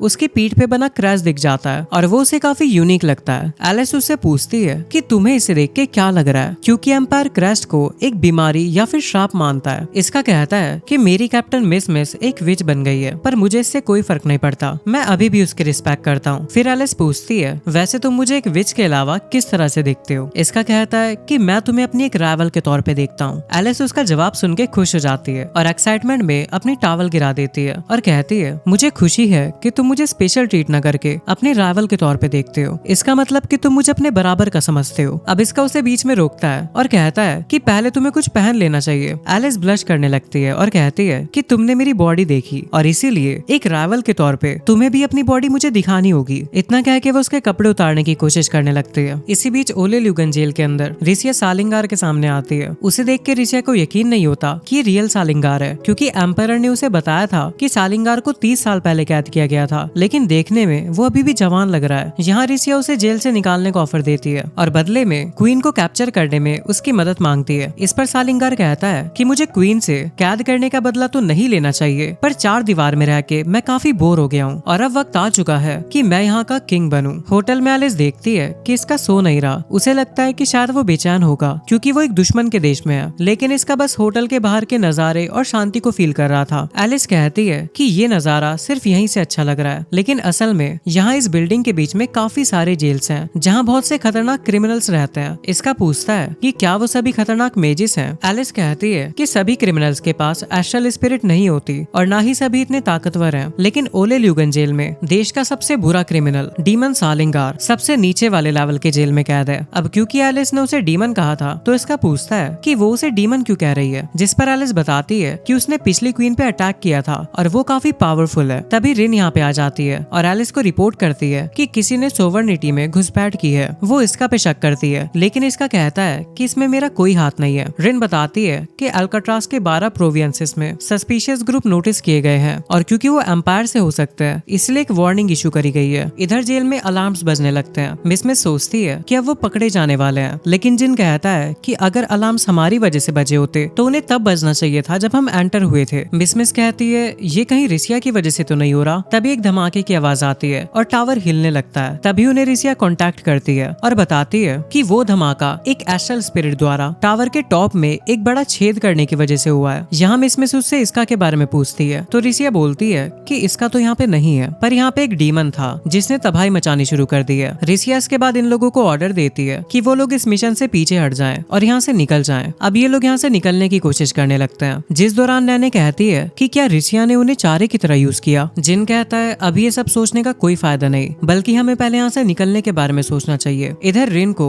जेल में हुए धमाके और सालिंगार के जेल तोड़ के निकल जाने की बात पता चलती है, जिसे वो एलिस को बताती है। ये सुन के एलिस हैरान रह जाती है और इमरजेंसी फोर्सेस को जल्दी से जल्दी एक्टिवेट करने को कहती है, क्योंकि सालिंगार का जेल से निकल जाना इस समय उनके लिए बहुत बड़ी मुसीबत है। एलिस को लगता है कि सालिंगार क्वीन यानी उसकी मॉम के एस्ट्रल क्रैश को चुराने की कोशिश करेगा, इसलिए वो डिसाइड करती है कि उसे रोकने के लिए वो खुद वहाँ पे जाएगी। रिन उसे वहाँ जाने के लिए मना करती है, जिस पर एलिस कहती है कि उसके अलावा सालिंगार को कोई और नहीं रोक पाएगा, इसलिए उसे जाना ही होगा। इसके बाद वो इसका से कहती है कि अभी मैं तुम्हें कुछ नहीं बता सकती क्योंकि हम लोग दुश्मन हैं, पर काश मैं बता पाती। पर एलिस इसका से सवाल करती है कि अगर मैं तुम्हारी मदद मांगूं तो क्या तुम मेरी मदद करोगे। लेकिन इससे पहले कि इसका जवाब देता एलिस अपना मन बदल लेती है और जाने से पहले उसे एक नया रुमाल देती है, क्योंकि उसने उसका पुराना वाला रुमाल गंदा कर दिया था। वो कहती है कि मैं ये तुम्हें काफी समय से देना चाहती थी, लेकिन रिन की वजह से नहीं दे पाई, तो मुझे अजीब मत समझना, लेकिन उम्मीद करती हूँ कि तुम इसे एक्सेप्ट करोगे और अपने साथ ले जाओगे। इसके बाद वो उसे अलविदा करके चली जाती है। दूसरी तरफ जेल में जिन को रियलाइज होता है कि वो लोग सिक्योरिटी गार्ड से सीधा नहीं लड़ सकते, इसीलिए वो उनका ध्यान भटकाने का डिसाइड करता है और चाहता है कि मिस और नैने इसका फायदा उठाकर उन्हें एक ही झटके में खत्म कर दें। लेकिन मिस उसे रोकती है और खुद चारा बनने का फैसला करती है। इसके बाद वो गार्ड्स के सामने आ जाती है और भागने लगती है, लेकिन गार्ड्स उसे घेर लेते हैं और पकड़ लेते हैं। लेकिन इससे पहले कि वो उस पर अटैक करने वाले थे, जिन और नैने उसकी मदद को आ जाते हैं और इलेक्ट्रो बुलेट से सभी गार्ड्स को ढेर कर देते हैं। इसके बाद होटल में इसका को अपना फोन बजता हुआ सुनाई देता है। वो रियलाइज करता है कि एलिस उसे वहीं पे छोड़ गई है। फोन पर मिस थी जो उससे पूछती है कि वो किस सिचुएशन में है। इसका उसे बताता है कि वो अभी एक होटल के टॉप फ्लोर पर अकेला है, जबकि एलिस ओले ल्यूगन जेल की तरफ गई है। मिस उसे बताती है कि वो लोग भी इसी जेल के अंदर है। ये सुन के वो हैरान था। फिर जिन उससे कहता है कि बाकी चीजें मैं तुम्हें बाद में समझाऊंगा, फिलहाल तुम यहाँ पे आके हमसे मिलो। जिन पूछता है कि क्या वो होटल से बाहर निकल सकता है या नहीं। इसका इसका कहता है कि इन हथकड़ियों के होते मुझे नहीं लगता कि मैं यहाँ से निकल सकता हूँ। लेकिन फिर उसे एलिस के दिए रुमाल के बारे में याद आता है, जिसके नीचे उसे हथकड़ी की चाबी मिलती है जो एलिस खुद छोड़ के गई थी। दूसरी तरफ एलिस और रिन जेल पहुंचते हैं। तभी उनकी कार पे अचानक अटैक होता है, लेकिन वो क्रैश होने से पहले ही कूद जाता है। एलिस देखती है कि जेल के आसपास आग लगी हुई है, इसलिए वो अपनी आइस पावर से उसे फ्रीज कर देती है और गार्ड से कहती है कि अभी वो उन्हें कमांड करेगी। इसका भी अपनी टीम के पास पहुंच जाता है और मिस उसके पास आती है और उससे माफी मांगते हुए कहती है कि अगर वो ताकतवर होती तो उसे किडनैप होने नहीं देती। जिसपे इसका कहता है कि इसमें तुम्हारी गलती नहीं है, बल्कि मैंने ही वो जूस बिना कुछ सोचे समझे पी लिया था। इसके बाद इसका मिस से अपनी स्वॉर्ड्स वापस लेता है और उन सबको होटल के पीछे उसका इंतजार करने को कहता है और इतना कह के वो ओले ल्यूगन जेल की तरफ चला जाता है। इधर रिन सालिंगार से टकरा जाती है और सालिंगार उसकी तारीफ करते हुए कहता है कि भले ही तुम एक नौकर हो पर फिर भी काफी काबिल हो। रिन उसे गद्दार कहती है क्योंकि उसने क्वीन की एस्ट्रल स्पिरिट को चुराने की कोशिश की थी। ये सुन के सालिंगार को गुस्सा आ जाता है। वो कहता है कि तुम मुझे चोर कह के मेरी बेइज्जती कर रही हो। मैं यहाँ का किंग हूँ और एक किंग होने के नाते टैक्स के तौर पे एस्ट्रल स्पिरिट कलेक्ट करना मेरा हक है और सभी स्पिरिट कलेक्ट करके मैं किंग से भी कुछ बड़ा बहुत ही ताकतवर बन जाऊंगा। लेकिन रिन कहती है कि तुम सिर्फ एक क्रिमिनल हो और तुम चाहे जो भी कर लो कभी एक किंग नहीं बन पाओगे। इतना कह के रिन उस पर अपनी कुनाई फेंकती है, लेकिन वो उसे हिट नहीं कर पाती क्योंकि वो उन्हें ब्लॉक करने के लिए एक विंड एस्ट्रल स्पिरिट यूज करता है। उसके पास एक नहीं बल्कि काफी सारी एस्ट्रल स्पिरिट थी जो कि जरूर उसने उनके यूजर से चुराई होगी। अब इसके काउंटर में रिन गोलम समन करती है, लेकिन सालिंगार इजीली उसके टुकड़े टुकड़े कर देता है। इसके बाद रिन उसे डैब्रेज से पकड़ने की कोशिश करती है, लेकिन सालिंगार उसे ओवर पावर्ड करके उन्हें वापस उस पर फेंक देता है। वो कहता है कि मेरे पास जो अर्थ एस्ट्रल स्पिरिट है वो एक प्योर ब्रीड की है, इसलिए तुम्हारी एस्ट्रल स्पिरिट मेरे सामने कुछ भी नहीं है। ये सुनकर रिन काफी फ्यूरियस हो जाती है क्योंकि प्योर ब्रीड की एस्ट्रल स्पिरिट होने का मतलब ये है कि उसने वो स्पिरिट किसी शाही खून वाले से चुराई थी। वो कहती है कि तुम्हारे गुनाहों की सजा बहुत लंबी होगी। सालिंगार उसे बीच में रोकता है और कहता है कि भौंकना बंद करो, देखो उन शाही परिवार के लोगों को जिन्हें अपनी एस्ट्रल स्पिरिट को ताकतवर बनाने की इच्छा ही नहीं है, लेकिन मैं उन लोगों से कई गुना ज्यादा बेहतर हूँ। इसके बाद सालिंगार रिन पे अपने इनविजिबल ब्लास्ट से अटैक करता है, जिससे रिन घायल होकर गिर जाती है। सालिंगार कहता है कि मजा नहीं आ रहा, लग रहा है कि जैसे मैं किसी कुत्ते या फिर बिल्ली को टॉर्चर कर रहा हूँ। इसके बाद वो उस पे फाइनल अटैक करके उसे खत्म करने ही वाला होता है, लेकिन तभी इसका उसकी मदद को आता है और उसके अटैक को बीच में से ही काट देता है। सालिंगार ये देख के शॉक रह जाता है कि उसने उसके इनविजिबल ब्लास्ट को इतनी आसानी से काट दिया। अब इसका रिन से पूछता है कि क्या यही वो बंदा है जो एलिस का दुश्मन है। इसका सालिंगार से लड़ने के लिए तैयार हो जाता है, इस शर्त पर कि अगर वो जीत गया तो रिन उसे और उसके दोस्तों को उनके देश एम्पायर जाने से नहीं रोकेगी। रिन के पास उसकी मदद लेने के अलावा कोई और चारा नहीं था। वो कोई जवाब तो नहीं देती, पर इसका उसकी खामोशी को हाँ मान लेता है और सालिंगार को रोकने का फैसला करता है। लेकिन सालिंगार कंफ्यूज है कि एम्पायर का एक सोल्जर उसे क्यों रोकने की कोशिश कर रहा है। इसी बीच स्वॉर्ड्स नाम का एक बूढ़ा आदमी जो कि एलिस की छोटी बहन सिसबेल का बटलर है, उसे सालिंगार के बारे में बताता है कि वो जेल से बाहर आ चुका है और ये भी बताता है कि एलिस भी अल्काट्राज में है और फिलहाल उसके हाथों में वहाँ की कमांड है। पर उसे लगता है कि कोई इत्तेफाक नहीं हो सकता कि जब सालिंगार जेल से भागा तो एलिस वहाँ अल्काट्राज में क्या कर रही थी। इधर सालिंगार अपने एस्ट्रल आर्ट से रिन पर इनविजिबल ब्लास्ट फायर करता है, लेकिन हैरान रह जाता है जब इसका अपनी स्वॉर्ड से उसके अटैक को काट देता है, क्योंकि साउंड एस्ट्रल स्पिरिट दिखाई नहीं देती, इसलिए उन्हें काटना पॉसिबल नहीं होना चाहिए। इस पर इसका कहता है कि भले उसके अटैक्स इनविजिबल हैं, पर वो उसके आसपास की फ्लेम्स की फ्लिकरिंग को नोटिस करके उसके अटैक्स का अंदाजा लगा सकता है। सालिंगार उससे इम्प्रेस हो जाता है और कहता है कि तुमने अपने सेंसेस को काफी तेज कर लिया है, बहुत अच्छे। पीछे से रिन इसका को अलर्ट रहने को कहती है, ये बताते हुए कि सालिंगार का एस्ट्रल स्पिरिट वाटर रिफ्लेक्शन है, जिसकी मदद से वो दूसरे एस्ट्रल स्पिरिट को कैप्चर करता है। इसी बीच सालिंगार उस पर अटैक कर देता है ताकि वो इसका को उसके बारे में और जानकारी ना दे। अब सालिंगार वापस से अपने वाटर एस्ट्रल स्पिरिट से अटैक करता है, लेकिन इसका उसे भी डॉज कर लेता है और उसकी तरफ अटैक करने दौड़ता है। वो उसके करीब पहुंच जाता है और अटैक करने की कोशिश करता है, लेकिन सालिंगार अपने आप को विंड बैरियर से प्रोटेक्ट कर लेता है, जिसे इसका तोड़ नहीं पाता। सालिंगार उसकी फुर्ती देख के हैरान रह गया था, क्योंकि वो अटैक उसको ऑलमोस्ट लगने ही वाला था। इस पर वो कहता है कि क्या तुम इंसान के भेष में कोई जानवर हो? खैर, तुमने अपना चांस मिस कर दिया, क्योंकि तुम्हारी तलवार मुझ तक दोबारा नहीं पहुंचेगी। लेकिन इसका को अपने ऊपर पूरा भरोसा था कि वो उसके प्रोटेक्टिव बैरियर को तोड़ देगा। इसका फिर से उसके तरफ रश कर देता है, जिसे देख सालिंगार उसे रोकने के लिए उसके पैरों तले जमीन को तोड़ देता है, लेकिन इसका उसके करीब पहुंच जाता है और उस पर फिर से अटैक थ्रो करता है। लेकिन सालिंगार अटैक को डॉज करके पीछे हट जाता है और जमीन को एक्सप्लोडिंग अर्थ नाम की एस्ट्रल स्पिरिट से ब्लास्ट कर देता है। लेकिन रिन इसका को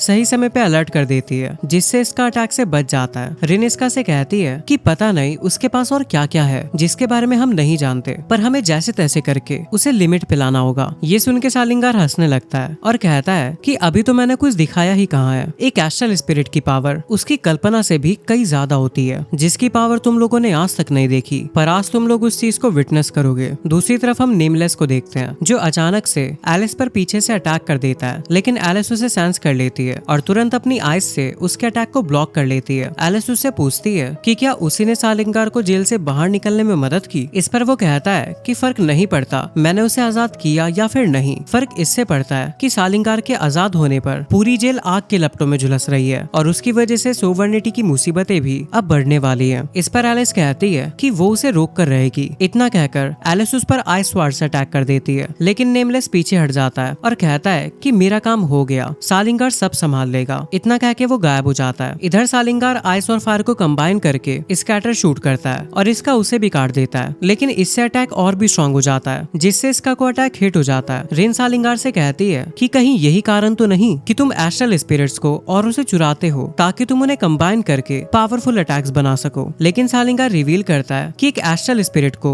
दूसरे से कंबाइन करना कुछ नया नहीं है, मेरा मकसद तो इससे भी कई बढ़कर है। मैं चाहता हूँ कि इंसानों को एस्ट्रल स्पिरिट के साथ कंबाइन करूँ। आज तक सिर्फ 2 लोगों ने कमाल करके दिखाया है, जिनमें से एक फाउंडर नेबुलस थी और मैं भी उस लेवल तक पहुँचना चाहता हूँ। अब रिन उसे रोकने के लिए फिर से तैयार हो जाती है, जिस पर सालिंगार कहता है कि मैंने अभी इसका को तुम्हारे सामने खत्म किया था, तो क्या अब तुम भी वही चाहती हो। इस पर रिन उसे कहती है कि उसे मारने के लिए तुम्हें उस अटैक से कई ज्यादा चाहिए होगा, क्योंकि वो वही इंसान है जिसने एलिस को अपना राइवल माना है और जो एक बार फाउंडर को भी हरा चुका है, जिसके लेवल पे तुम पहुंचना चाहते हो। सालिंगार कहता है कि तुम झूठ बोल रही हो ना। इसके बाद वो रिन को मारने के लिए अटैक करने वाला होता है, लेकिन इसका अचानक से उसके सामने आ जाता है, जिससे वो हैरान रह जाता है कि इसका बच कैसे गया। इसका अपनी स्वॉर्ड्स की एबिलिटी रिवील करता है, जिससे सालिंगार को रियलाइज होता है कि ओ तुमने अटैक से बचने के लिए खुद को आइस से कवर कर लिया था। सालिंगार इसके बाद एयर और लाइटनिंग स्पिरिट यूज करता है, जिससे एक बड़ा सैंड स्टॉर्म बन जाता है, लेकिन रिन इसका को बचाने के लिए अपनी अर्थ स्पिरिट से एक गोलम क्रिएट कर लेती है। ये देख के सालिंगार को गुस्सा आ जाता है और वो पहले रिन से छुटकारा पाने का डिसाइड करता है, लेकिन जैसे वो उस पर अटैक करता है, एलिस उसे बचाने के लिए आ जाती है और उसके अटैक को फ्रीज कर देती है। इसका भी सालिंगार पे अटैक करने के लिए रश करता है, लेकिन वो फाइट करने के लिए स्वॉर्ड्स को क्रिएट कर लेता है, जिनके इसका टुकड़े कर देता है। ये चीज देखकर कि अब उसके हाथ में एडवांटेज नहीं रहा, सालिंगार पीछे हटने लगता है और कहता है कि मुझे एक महान एस्ट्रल मेज बनने से कोई नहीं रोक सकता और मेरी ये बात भूलना मत। इसके बाद वो टावर से जंप करके भाग जाता है। इधर रिन एलिस को रिपोर्ट करती है कि बाकी कैदी जो भाग गए थे वो पकड़े गए और इंपीरियल सोल्जर भी जा चुके हैं। एलिस खुश थी कि इसका ने उसकी मदद करी, क्योंकि अगर वो चाहता तो भाग भी सकता था, लेकिन उसने मदद करने का फैसला लिया। दूसरी तरफ हमें पता चलता है कि जिस सूट वाले पर्सन से एलिस फाइट कर रही थी वो रिसिया थी। वो बाहर आती है और कहती है कि वो कभी भी इस सूट को दोबारा नहीं पहनने वाली, क्योंकि इसे पहनकर वो सिर्फ कुछ मिनटों तक ही लड़ पाई। इस पर नेमलेस कहता है कि तुम्हें तो इस चीज की जरूरत भी नहीं है। फिर वो रिसिया को बताता है कि 2 स्पेशल यूनिट्स सोवर्निटी के सेंट्रल प्रोविंस में घुस चुकी है, जिससे अब हम क्वीन के पैलेस पे नजर रख सकते हैं। इससे अब सेनेट भी खुश हो जाएगी और हमें एम्परर को भी इस बारे में बताना चाहिए। दूसरी तरफ इसका और बाकी लोग आराम से सोवर्निटी से बाहर निकल जाते हैं। इसका यहाँ पे नोटिस करता है कि मिस में सब नॉर्मल लग रही है और उससे पूछता है कि क्या तुम्हारी क्रैश की प्रॉब्लम ठीक हो गई है। ये सुन के मिस पैनिक करने लगती है, क्योंकि वो उसके बारे में भूल ही गई थी, लेकिन इसका कहता है कि चिंता करने की कोई जरूरत नहीं है, वो सब मिलके इसका हल निकाल लेंगे। दूसरी तरफ एलिस फाइटिंग के लिए रिन की तारीफ करती है, जिस पर रिन कहती है कि मैं इसका के बिना सिचुएशन को नहीं संभाल पाती, और एलिस फिर से इसका के बारे में सोचने लगती है और उसका नाम लेती है, जिस पर रिन कहती है कि वो दुश्मन है और उसका नाम इतना कैजुअली नहीं लेना चाहिए। हालांकि उसने उसकी जान बचाई थी, लेकिन एलिस कहती है कि कोई बात नहीं, वो मेरा राइवल है। इधर एलिस की बहन उन्हें इसका के बारे में बात करते हुए देख लेती है और हमें पता चलता है कि वही विच है जिसे इसका ने जेल से आजाद किया था, लेकिन उसे नहीं लगता कि एलिस उसी इसका के बारे में बात कर रही है जिसने उसे बचाया था। दूसरी तरफ नेमलेस और रिसिया एम्परर को सालिंगार की करंट सिचुएशन के बारे में बताने वाले होते हैं, लेकिन एम्परर को सालिंगार में अभी कोई इंटरेस्ट नहीं होता। वो पूछता है कि क्या 8 अपोस्टल्स अभी भी एक प्योर ब्रीड को पकड़ने की कोशिश कर रहे हैं। इस पर रिसिया कहती है कि अगर आप चाहें तो सिर्फ एक हुक्म से उन्हें रोक सकते हैं, लेकिन एम्परर कहता है कि वो फालतू कामों में अपना ज्यादा वक्त वेस्ट नहीं करना चाहता, पर अभी जिस चीज में उसकी दिलचस्पी है वो ये है कि एक एस्ट्रल प्रिंसेस एक इंपीरियल सोल्जर के प्यार में पड़ गई है। इधर एलिस की सिस्टर सिजबेल को उसकी मदर यानी क्वीन बुलाती है और अल्समेरा जो कि एक इंडिपेंडेंट नेशन है वहाँ पे जाने का ऑर्डर देती है, क्योंकि उसने सुना है कि उस कंट्री ने अपनी न्यूट्रलिटी डिक्लेयर नहीं की है और अफवाहें हैं कि वो लोग एम्पायर के साथ मिले हुए हुए हैं। वो पता लगाना चाहती है कि ये सच है या फिर नहीं। दूसरी तरफ सबका फिजिकल टेस्ट हो रहा था, जिसमें इसका अपना फिजिकल टेस्ट क्लियर कर लेता है और बाकियों से मिलता है, जो उसे बताते हैं कि उन्हें एक हफ्ते बाद फिर से टेस्ट किया जाएगा, ये पक्का करने के लिए कि उन सभी का वो टेम्पररी एसएल क्रस्ट गायब हुआ है या फिर नहीं। और ये एक मुसीबत है, क्योंकि इससे उन्हें मिस के क्रस्ट के बारे में पता लग जाएगा। तभी माकी नाम की एक मेडिकल टीम मेंबर रिसिया के साथ आती है, जिससे सभी को लगने लगता है कि कहीं उन्हें मिस के एस्ट्रल क्रैश के बारे में पता तो नहीं लग गया। लेकिन माकी कहती है कि तुम लोग बहुत मेहनत कर रहे हो और एक के बाद एक खतरनाक मिशन पे जा रहे हो। अगर एम्पायर की आम पब्लिक को ये पता चला तो वो हेडक्वार्टर्स के फैसलों और काम करने के तरीकों पर सवाल करने लगेंगे। लेकिन रिसिया कहती है कि कोई बड़ी बात नहीं है, हमें बस पकड़े जाने से बचना है। अब नैने सोचने लगती है कि सबका क्या मतलब है। इस पर माकी उन्हें बताती है कि तुम लोगों को एक वेकेशन की जरूरत है, वो भी 60 दिन के लिए, एक लंबी वेकेशन। और तब तक तुम लोग कोई भी मिशन या फिर काम नहीं करोगे। मिस खुश थी, क्योंकि इसकी वजह से अगले हफ्ते होने वाले उनके एस्ट्रल क्रैश चेकअप से वो बच जाएंगे और वेकेशन के खत्म होने तक मिस के पकड़े जाने का डर नहीं रहेगा। सब लोग वेकेशन पे जाने के लिए तैयार हो जाते हैं। इधर एलिस पेपर वर्क करते हुए बोर हो जाती है और कहती है कि वो कुछ एक्साइटिंग करना चाहती है। लेकिन रिन कहती है कि उसने कुछ ही दिन पहले काफी एक्साइटमेंट वाली चीजें कर ली है। रिन फिर उसे उसकी चाय देती है, जिसे वो पीना शुरू करती है। तभी किसी के वापस लौटने की खुशी में बाहर बैंड बजने लगता है। एलिस कहती है कि ये जरूर उसकी बहन एलेटियर के लिए होगा। इस पर रिन कहती है कि क्वीन बनने के लिए उसकी वोटिंग की कैंपेन अच्छी चल रही होगी, क्योंकि वो इतनी जल्दी वापस जो आ गई। एलिस जाकर उसका वेलकम करने का डिसाइड करती है, जिस दौरान वो सिसबेल से टकराते हैं, लेकिन वो उनसे मुंह मोड़ लेती है, जिसे देख के रिन मेंशन करती है कि वो आजकल काफी अजीब बर्ताव कर रही है, जबकि पहले वो काफी ज्यादा फुर्तीली और क्यूरियस हुआ करती थी। एलिस कहती है कि इसमें उसकी गलती नहीं है, क्योंकि पैलेस में चीजें काफी अजीब चल रही है। मिनिस्टर्स लोग हमेशा यही बात कर रहे होते हैं कि अगली क्वीन कौन बनेगी, तो शायद इसी वजह से वो बदली बदली रहती है। यहाँ तक कि ऐसी चीजों से उसका खुद का भी मन कभी कभी पैलेस छोड़ने का करता है। जिस पर रिन कहती है कि नहीं, तुम ऐसा नहीं कर सकती, क्योंकि सेंट्रल प्रोविंस में पावर मेजेस इकट्ठा हुए हैं और क्वीन उन्हें एम्पायर इन्वेजन के खतरे के कारण पूरे देश में असाइन करने का प्लान कर रही है। इस पर एलिस कहती है कि तब तो उसे पैलेस से भाग ही जाना चाहिए। लेकिन फिर रिन बताती है कि सिसबेल ऑलरेडी पैलेस छोड़कर क्वीन के ऑर्डर पर अल्समेरा जा रही है, इसलिए तुम्हें यहीं रहना होगा। इधर सिसबेल अल्समेरा जाने के लिए तैयारी करती है। यहाँ उसका बटलर स्वार्ड्स उससे सवाल करता है कि क्या मैं आपके बॉडीगार्ड बनने के तौर पे ठीक हूँ, क्योंकि मुझे लगता है आपको किसी स्ट्रॉन्ग मेज को अपने साथ लेके चलना चाहिए जो आपको प्रोटेक्ट कर सके। जिस पर सिसबेल कहती है कि तुम पैलेस में एक लौते हो जिस पर मैं भरोसा कर सकती हूँ। इसके बाद सिसबेल अपनी एबिलिटी का यूज करके उसे ये भी दिखाती है कि आजकल मिनिस्टर्स और क्वीन एलिस को अगली क्वीन बनाने को लेकर काफी बातें कर रहे हैं। लेकिन फिर वो सोचने लगती है कि उसका वो भयानक नाइटमेयर जरूर सच होगा, जिसमें कोई क्वीन यानी उसकी मॉम के पीछे पड़ा है और कोई इस देश के ऊपर कब्जा भी करना चाहता है। जाने से पहले वो खुद से प्रॉमिस करती है कि वो अपनी मदर को उस नाइटमेयर से बचाएगी। इसके बाद हम मास्क को देखते हैं, जो कि एलिस की दूसरी सिस्टर एलेटियर के साथ होता है और वो उसे बताता है कि सिसबेल अल्समेरा के लिए निकल चुकी है। वो बोलता है कि तुम तीनों बहनों में से सिर्फ तुम ही हो जो कि मिलने आती हो। यहाँ हमें ये भी पता चलता है कि एलेटियर सबसे बड़ी बहन है। एलेटियर कहने लगती है कि कोई करीबी जरूर एम्पायर से मिला हुआ है। इस पर मास्क कहता है कि थ्योरी तो काफी अच्छी है, पर क्या तुम्हारे पास इसका कोई सबूत है? इस पर एलेटियर कहती है कि मुझे लगता है कि वो अभी पूरी तरह से एम्पायर के प्यादे नहीं बने हैं और मुझे समझ नहीं आ रहा कि ऐसे हालातों में मुझे क्या करना चाहिए। इस पर मास्क कहता है कि तुम मुझे उसके बारे में बता सकती हो जिसके बारे में तुम्हें लगता है कि वो एम्पायर से मिला हुआ है, शायद मैं तुम्हारी मदद कर पाऊँ। इसके बाद सीन इंडिपेंडेंट नेशन अल्समेरा पे शिफ्ट होता है, जहाँ हम इसका और उसकी टीम को देखते हैं। वो लोग अपना वेकेशन मनाने के लिए यहाँ पे आए हैं, क्योंकि अल्समेरा अपने शानदार रिजॉर्ट्स और होटल्स के लिए जाना जाता है, जिसकी वजह से ये नेशन काफी पैसे भी कमाता है। ये लोग अब बीच पर आ जाते हैं, जहाँ मिस और नैने 100 मीटर की रेस लगाने लगते हैं और शाम हो जाती है। मिस काफी थक चुकी थी, जिसे जिन पीठ पे बिठा के ले जाने लगता है। यहाँ नैने जिन से कहती है कि वो दोनों होटल जाएं, तब तक वो लोग सुपरमार्केट से डिनर के लिए कुछ ले आते हैं। इस पर जिन कहता है कि जल्दी आना और खो मत जाना। फिर नैने को वॉशरूम जाना होता है, जिसके लिए वो चली जाती है और इसी दौरान सिसबेल इसका से आके टकरा जाती है। इसका उससे पूछता है कि क्या तुम ठीक हो?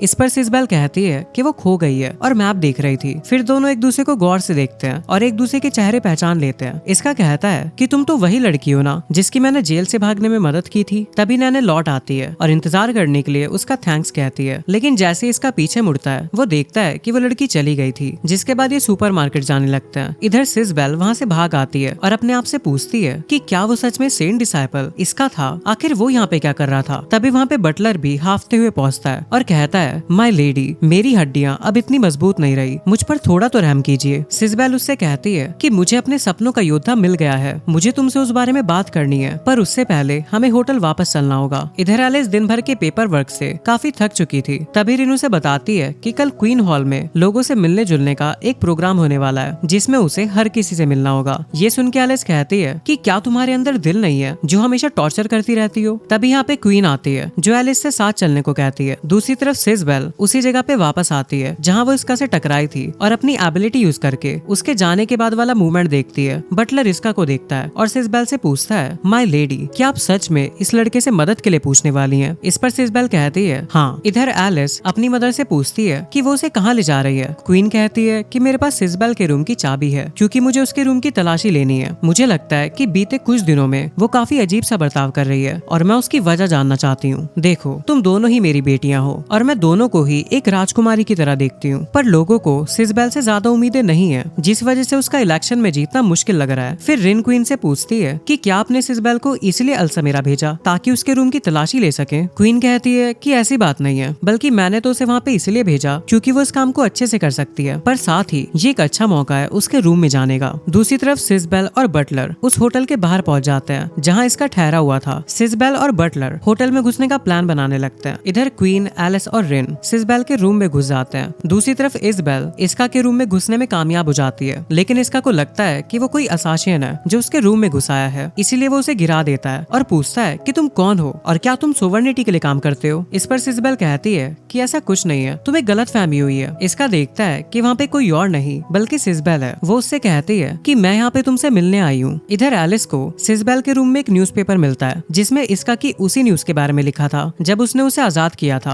और जेल चला गया था। एलिस ये देख के हैरान हो जाती है और कहती है कि सिसबेल इसका को कैसे जानती है। दूसरी तरफ सिसबेल इसका से कहती है कि क्या मैं तुमसे कुछ पूछ सकती हूँ। इसका कहता है हाँ पूछो। वो कहती है कि क्या तुम मेरे साथ सोवर्निटी चलोगे। इसके बाद वो आधी रात को उसके रूम में घुसने के लिए माफी मांगती है, पर फिर कहती है कि क्या हम दोनों ऐसे ही पड़े रहेंगे, मुझे अच्छा लगेगा अगर तुम मेरे ऊपर से हट जाओ। दूसरी तरफ एलिस सोच रही थी कि सिसबेल आखिर इसका को कैसे जानती है। क्या उसने उसे और इसका को न्यूट्रल सिटी में मिलते देखा, क्योंकि एस्ट्रल स्पिरिट की मदद से उसके लिए ये करना काफी आसान है। जिस पर इन कहती है कि ऐसा नहीं हो सकता, क्योंकि सिसबेल सिर्फ अपने 300 मीटर के दायरे की चीजों को देख सकती है। इस पर एलिस कहती है कि शायद फिर उसने हमारी बातें सुनी होंगी। रिन कहती है शायद लेडी सिसबेल को ये लगता है कि तुम एम्पायर से मिली हुई हो। इधर सिसबेल इसका से कहती है कि जब तुमने मुझे जेल से आजाद करवाया था तो मैंने इस बारे में किसी को नहीं बताया कि एक इंपीरियल सोल्जर होते हुए तुमने मेरी मदद की, इसीलिए वो उसे शुक्रिया के तौर पे एक ब्रेसलेट गिफ्ट करती है, पर इसका मना कर देता है कि उसने इसके लिए उसकी मदद नहीं की थी। सिसबेल फिर उसे ये भी बताती है कि उसके आजाद हो जाने के बाद एम्पायर के साथ आसपास के न्यूट्रल सिटीज में भी विच को आजाद करने के लिए उसके जेल में जाने की खबर फैल गई और इसी वजह से वो उसका नाम भी जानती है। वो आगे कहती है कि मेरी वजह से तुम्हारा स्टेटस और सम्मान छीन लिया गया, जिसे मैं वापस लौटाना चाहती हूँ। इसके लिए तुम्हें मेरे साथ सोवर्निटी चलना होगा। इस पर इसका उससे पूछता है कि तुम वैसे हो कौन। इजबेल कहती है कि मैं रॉयल पैलेस में एक सर्वेंट हूँ, लेकिन फिर इसका कहता है कि तुम्हें आखिर मेरी मदद क्यों चाहिए, क्योंकि अगर तुम रॉयल पैलेस की सर्वेंट हो तो तुम्हारे अंडर तो और भी लोग होंगे जो तुम्हारी मदद कर सकते हैं। इस पर सिसबेल मना कर देती है, क्योंकि वो वहाँ पे किसी पर भरोसा नहीं कर सकती। सिसबेल थोड़ी इमोशनल हो जाती है और कहती है कि वो उससे मिलने फिर आएगी। इतना कह के वो चली जाती है, लेकिन इसका देखता है कि वो अपना ब्रेसलेट वहीं छोड़ गई है। दूसरी तरफ रिन क्वीन से कहती है कि उन्हें सिसबेल के रूम में कुछ अजीब नहीं मिला, लेकिन फिर वो क्वीन के सामने एक प्लान ऑफर करती है जिसके लिए उन्हें एलिस को एक लॉन्ग डिस्टेंस की ट्रिप पे अकेले भेजना होगा, यानी उसी कंट्री में जहाँ पे सिसबेल है, ताकि वो खुद वहाँ पे जाके एक बड़ी बहन की तरह उससे बात करे। इससे लेडी सिसबेल अपने दिल की बात लेडी एलिस से शेयर कर सकती है। क्वीन को उसका ये आइडिया अच्छा लगता है। वो एलिस से पूछती है कि क्या तुम वहाँ पे जाना चाहोगी। इस पर एलिस खुशी खुशी मान जाती है और रिन से जाने की तैयारी करने को कहती है, क्योंकि वो जानना चाहती थी कि आखिर सिसबेल इसका को कैसे जानती है और आखिर क्या करने की फिराक में है। दूसरी तरफ इंपीरियल सेनेट को क्वीन की दूसरी बेटी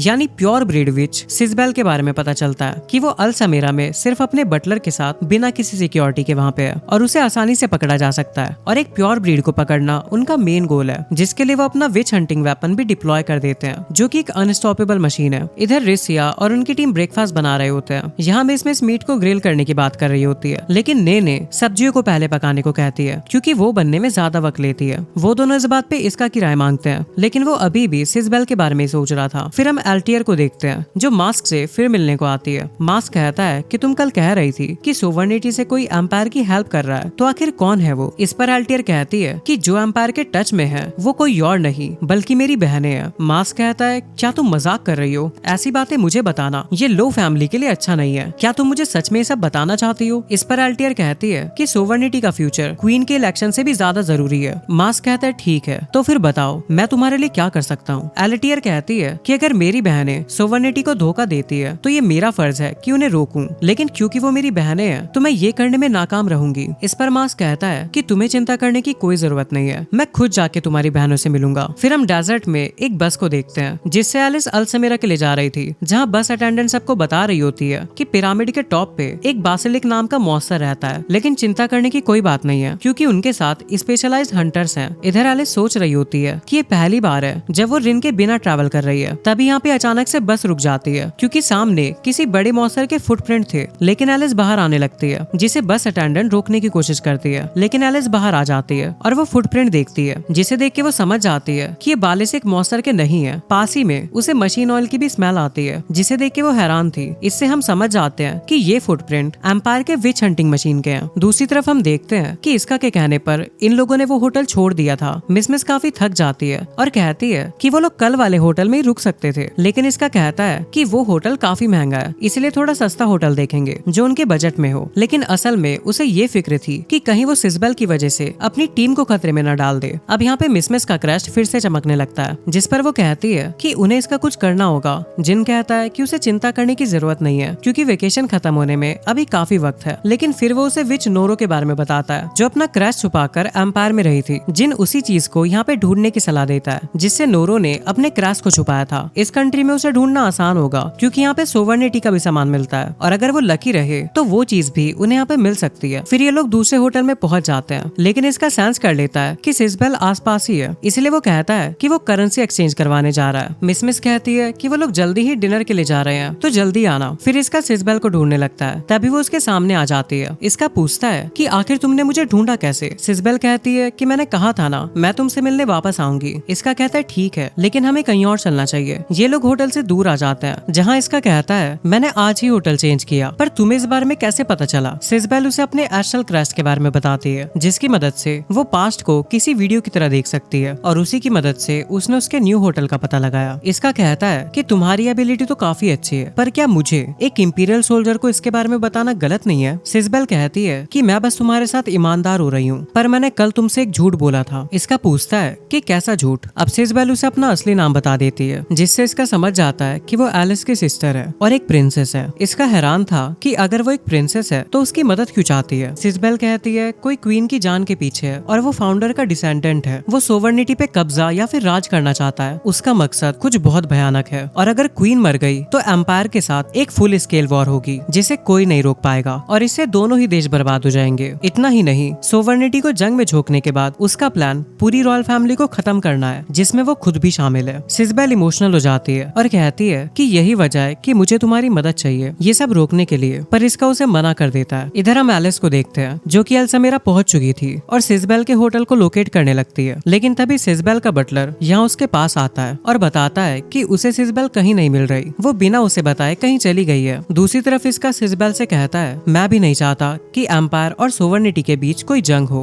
पर मैं तुम्हारे साथ सोवर्निटी नहीं आ सकता। सिजबेल कहती है ये तुम क्या कह रहे हो? अगर क्वीन को कुछ हुआ तो जंग को कोई नहीं रोक पाएगा। इसका कहता है कि सिर्फ जंग को रोकना मेरा मकसद नहीं है, मेरा असली मकसद है दोनों देशों के बीच जो 100 सालों से टेंशन चल रही है उसे खत्म करना। सिजबेल पूछती है कि वो ये कैसे करने वाला है? इसका कहता है कि दोनों देशों के बीच शांति वार्तालाप से। सिजबेल बोलती है कि ऐसा करना नामुमकिन है क्योंकि सोवर्निटी के लोग एम्पायर को कभी माफ नहीं करेंगे। इसका कहता है कि जानता हूँ ये आसान नहीं होने वाला, पर सोवर्निटी से भी कोई है जो कि मेरे जैसी सोच रखता है। इसका एलिस के बारे में बात कर रहा था, लेकिन इससे पहले कि वो उसका नाम सिजबेल को बता पाता, मास्क अपने सोल्जर्स को लेके वहाँ पे पहुंच जाता है। सिजबेल उसे देख के पूछती है कि वो यहाँ पे क्या कर रहा है, लेकिन मास्क उससे सवाल करता है कि आखिर तुम इस लड़के के साथ क्या कर रही हो। इससे पहले कि सिजबेल उसे कुछ बता पाती, मास्क कहता है कि जरूरत नहीं है, मैं उसे पहले से ही जानता हूँ, ये एक इंपीरियल सोल्जर है। क्वीन को जान के बहुत बुरा लगेगा कि तुम एक इंपीरियल सोल्जर से मिली हुई हो। सिजबेल कहती है कि ऐसा कुछ नहीं है, बल्कि मैं यहाँ पे अपने देश को बचाने आई हूँ, एक गद्दार से जो कि क्वीन के खिलाफ साजिश कर रहा है, जिसमें मुझे इसका की जरूरत है। लेकिन मास्क आगे कुछ भी सुनने से मना कर देता है और दिखाता है कि उसने सब कुछ रिकॉर्ड कर लिया है और वो इसे उसके खिलाफ यूज करेगा। सिजबेल समझ जाती है कि उसे कोई फर्क नहीं पड़ता कि आखिर सच क्या है और झूठ क्या है। वो बस उसकी जो फैमिली यानी खुद की फैमिली को इलेक्शन में जिताना चाहता है ताकि सोवर्निटी पे उसकी फैमिली फैमिली रूल कर सके। अब मास्क अपने सोल्जर्स को उसे पकड़ने का ऑर्डर देता है, जिसे देख के सिजबेल भागने लगती है। उसके सोल्जर उसके पीछे जाने लगते हैं, लेकिन इसका उन्हें रोक देता है। तभी सिजबेल के सामने वही विच हंटिंग ड्रैगन आ जाता है, जिसे एम्पायर ने भेजा था। इसका उसे देख के पहचान जाता है कि ये एम्पायर का ड्रॉइड सोल्जर है। वो सोचने लगता है कि ये यहाँ पे क्या कर रहा है। इसका उसे रोकने के लिए जाने लगता है, लेकिन मास्क उसके रास्ते में आ जाता है और बोलता है कि तुम्हें क्या लगा मैं तुम्हें इतनी आसानी से जाने दूंगा। और अब उसके सोल्जर इसका पे अटैक कर देते हैं, जिन्हें वो डॉज कर लेता है। इसका मास्क को रुक जाने के लिए कहता है और समझाता है कि सिजबेल गद्दार नहीं है। जिस पर मास्क कहता है कि सोवर्निटी के हिसाब से सिजबेल का तुमसे बात तक करना एक क्राइम है, जिसकी वजह से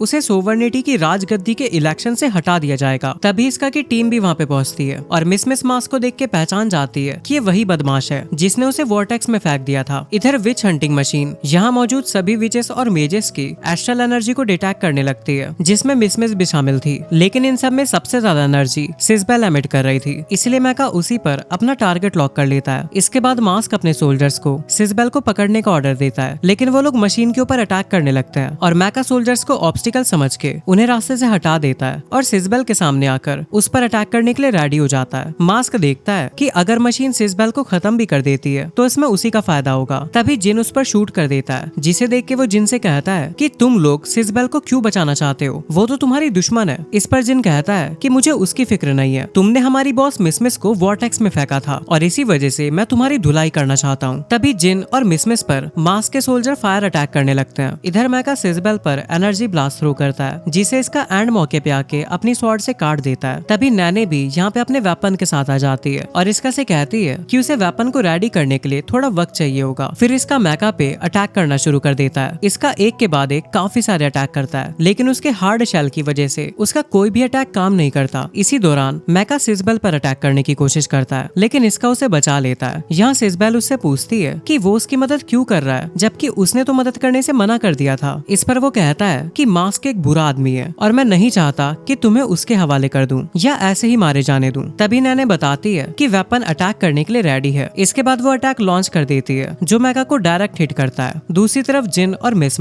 मास्क के सोल्जर से बचकर भाग आते हैं, लेकिन मास्क यहाँ पे पहुंच जाता है और जिन पर अटैक करके उसका हाथ बुरी तरह जख्मी कर देता है। फिर वो कहता है कि अब तुम अपने हाथ से स्नाइपर यूज नहीं कर पाओगे। जिन कहता है मुझे इसकी जरूरत नहीं पड़ेगी। इतना कह के वो अपने दूसरे हाथ की गन से शूट कर देता है, लेकिन मास्क उसे रिकॉर्डिंग डिवाइस की वजह से बच जाता है। लेकिन सिजबेल के खिलाफ जो उसने रिकॉर्डिंग की थी वो बर्बाद हो चुकी थी। मास्क इसके बाद चारों तरफ गैसोलीन के बैरियर बिखेर देता है और सोल्जर से उसमें आग लगाने को कहता है, लेकिन उनका मैजिक काम नहीं करता। मास्क देखता है कि मिस की वजह से हो रहा है, क्योंकि उसका क्रैश चमक रहा है और विंड प्रोड्यूस कर रहा है, जिसकी वजह से उनका फायर अटैक काम नहीं कर रहा। ये देख के मास्क समझ जाता है कि ये पावर उसे जरूर वॉर्टेक्स में गिरने से मिली होगी। इसका मतलब वो रिसर्च करने के लिए एक बहुत अच्छा ऑब्जेक्ट है। इसीलिए वो मिस की तरफ बढ़ता है, लेकिन जिन उसके हेड पे शूट कर देता है, जिससे उसका मास्क टूट जाता है। मास्क कहता है तुम्हारे साथ मजा आया, पर मैं जल्दी ही वापस लौटूंगा और तुम्हें इसकी सजा दूंगा। इतना कह के वो यहाँ से भाग जाता है। इधर इन लोगों को लगता है कि मैका डिस्ट्रॉय हो चुका है, लेकिन वो फिर से उठ खड़ा होता है और अपना आर्मर उतार देता है और वापस अटैक करने के लिए एनर्जी ब्लास्ट रेडी करता है। उन्हें समझ नहीं आ रहा था कि आखिर ये चीज रुकती क्यों नहीं। पीछे से ने इसका को बताती है कि ये लाइट एस्ट्रल एनर्जी की है, जिसे सुन के वो शॉक हो जाता है, क्योंकि इसका मतलब है इस मैका के अंदर जरूर कोई एस्ट्रल स्पिरिट होगी। एनर्जी ब्लास्ट को देखते हुए इसका नैने को कवर लेने को कहता है और सिजबेल को यहाँ से उठाकर अटैक को डॉज कर लेता है। इसके बाद नैने फिर से वेपन को रेडी करती है और उस पर अटैक लॉन्च करती है, लेकिन मैका इस बार अपने डिफेंस शील्ड से उसे ब्लॉक कर लेता है, जिसे देख के वो हैरान रह जाती है। तभी इसका उसे जिन और मिस के पास जाने को कहता है, ताकि वो लोग आसपास के लोगों को इवैक्यूएट करे। नैने उससे पूछती है कि तुम क्या करने वाले हो। वो कहता है मुझे इस मशीन को रोकना ही होगा। मैका इन पर अटैक करने के लिए फिर से एनर्जी रेडी करने लगता है, जिसे देख के सिजबेल इसका की मदद करने के लिए अपनी एबिलिटी से मैका के सामने स्मोक बना देती है। इससे मैका कंफ्यूज हो जाता है, जिसका फायदा उठाकर इसका उस पर अटैक करने में कामयाब हो जाता है और उसके हेड को फोड़ देता है, जिससे वो फाइनली नीचे गिर चुका था। लेकिन फिर उसके अंदर से एनर्जी निकलने लगती है, जो सिजबेल को पकड़ लेती है और एक बड़ी एंटिटी में ट्रांसफॉर्म हो जाती है। उसे बचाने के लिए इसका उस पर अटैक करता है, लेकिन उस पर किसी भी अटैक का असर नहीं होता। पर तभी एलिस आकर उस पर स्नो अटैक कर देती है। इसका उसे देख के पूछता है कि तुम यहाँ पे क्या कर रही हो, और एलिस भी उससे सेम सवाल करती है। फिर वो सिजबेल को बचाने के लिए उस एंटिटी को अपनी आइस वाइन से पकड़ लेती है और स्नो से इसका के लिए रास्ता बनाती है, जिससे होते हुए वो एंटिटी की तरफ बढ़ता है। लेकिन वो एंटिटी अपने आप को वाइन से छुड़ा लेती है। इसका एलिस से पूछता है कि आखिर ये चीज है क्या। वो बताती है कि ये एक एस्ट्रल स्पिरिट है। ये सुन सुन के इसका कहता है कि आखिर एम्पायर इसकी मदद से क्या करना चाहता है। तभी वो देखता है कि एस्ट्रल स्पिरिट उसकी तरफ अटैक थ्रो करने वाली है, इसलिए वो एलिस से अपनी शील्ड यूज करने को कहता है। एलिस अपनी शील्ड ओपन करती है और उसकी एनर्जी को इजीली ब्लॉक कर लेती है, लेकिन एस्ट्रल स्पिरिट इतने में नहीं रुकती। वो चारों तरफ तबाही मचाने लगती है, जिसे देख के इसका एलिस से कहती है कि मैं रावल के तौर पे तुमसे लड़ना चाहती हूँ, पर ये इस चीज के लिए सही वक्त नहीं होगा। फिलहाल हमें एस्ट्रल स्पिरिट को रोकना होगा, जिसके लिए हमें फिर से साथ काम करना पड़ेगा। इसका इस चीज के लिए मान जाता है, जिसके बाद वो दोनों साथ में उस एस्ट्रल स्पिरिट पे टूट पड़ते हैं। अल्टीमेट अटैक बनाने के लिए एलिस आइस बॉल क्रिएट करती है, जिसके बाद वो अपना एंडलेस फैन और स्वॉर्ड डांस और वहीं इसका अपना स्वॉर्ड अवेकन यूज करता है, जो एस्ट्रल स्पिरिट के अटैक्स को काटते हुए उसे हिट कर देता है और अब वो दोनों उसे खत्म करने में कामयाब हो जाते हैं। वहीं सिजबेल भी आजाद हो जाती है। दूसरी तरफ सैनेट को पता चलता है कि उनका विच हंटिंग वेपन तबाह हो चुका है, जिसकी उन्हें बिल्कुल भी उम्मीद नहीं थी, लेकिन ये लोग अपने अगले प्लान पे काम करना शुरू कर देते हैं। इधर ये दोनों एक दूसरे को शुक्रिया अदा करते हैं और एलिस ब्लश करने लगती है और कहती है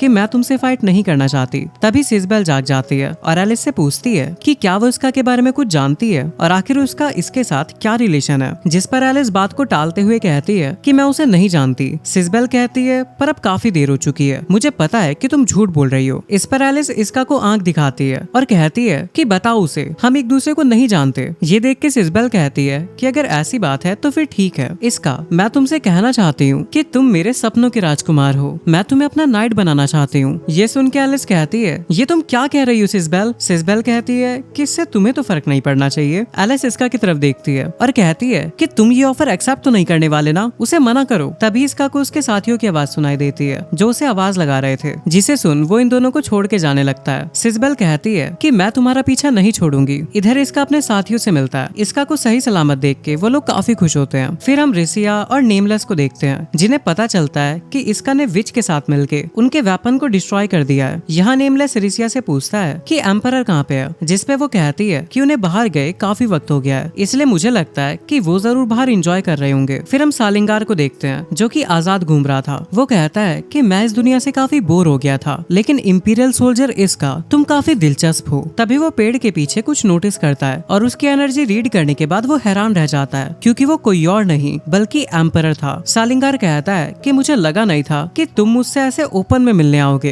एम्परर यून मेलिंगन। एम्परर उसके सामने आता है और कहता है कि मेरे पास तुम्हें बताने के लिए कुछ खास है। इसके बाद हम मास्क को देखते हैं, जो अपनी भतीजी किसिंग से कहता है कि वक्त आ गया है तुम्हें क्वीन के इलेक्शन के लिए तैयार करने का। फिर हम पैलेस का सीन देखते हैं, जहाँ एलेटियर अपने मॉम के ऑर्डर पे उनके पास आती है और कहती है क्वीन क्या आपने मुझे बुलाया। क्वीन कहती है मुझे तुमसे कुछ जानना है, क्या वो तुम ही थी जिसने सबको बताया कि सिजबेल अल्समेरा में है। साथ ही एक और बात, क्या तुम सच में असली एलेटियर हो। इस पर एलेटियर एक इविल स्माइल करती है। फिर हम एलिस और इसका को देखते हैं, जो कि चोरी छिपे फिर से एक दूसरे से मिलने आए थे। एलिस कहती है कि हम हमेशा ऐसे क्यों मिलते हैं। इसका कहता है कि सही कहा, पर मुझे इससे कोई ऐतराज नहीं है। फिर एलिस कहती है कि जब भी तुम्हारे आसपास कोई सोवर्निटी का बंदा या फिर मेरी बहन सिजबेल दिखे तो तुम्हें हमेशा ये नाटक करना होगा कि हम एक दूसरे को नहीं जानते। और इसी के साथ इस एनिमे का सीजन 1 यहीं पे एंड हो जाता है। वीडियो को लाइक कर देना और चैनल को सब्सक्राइब करना मत भूलना।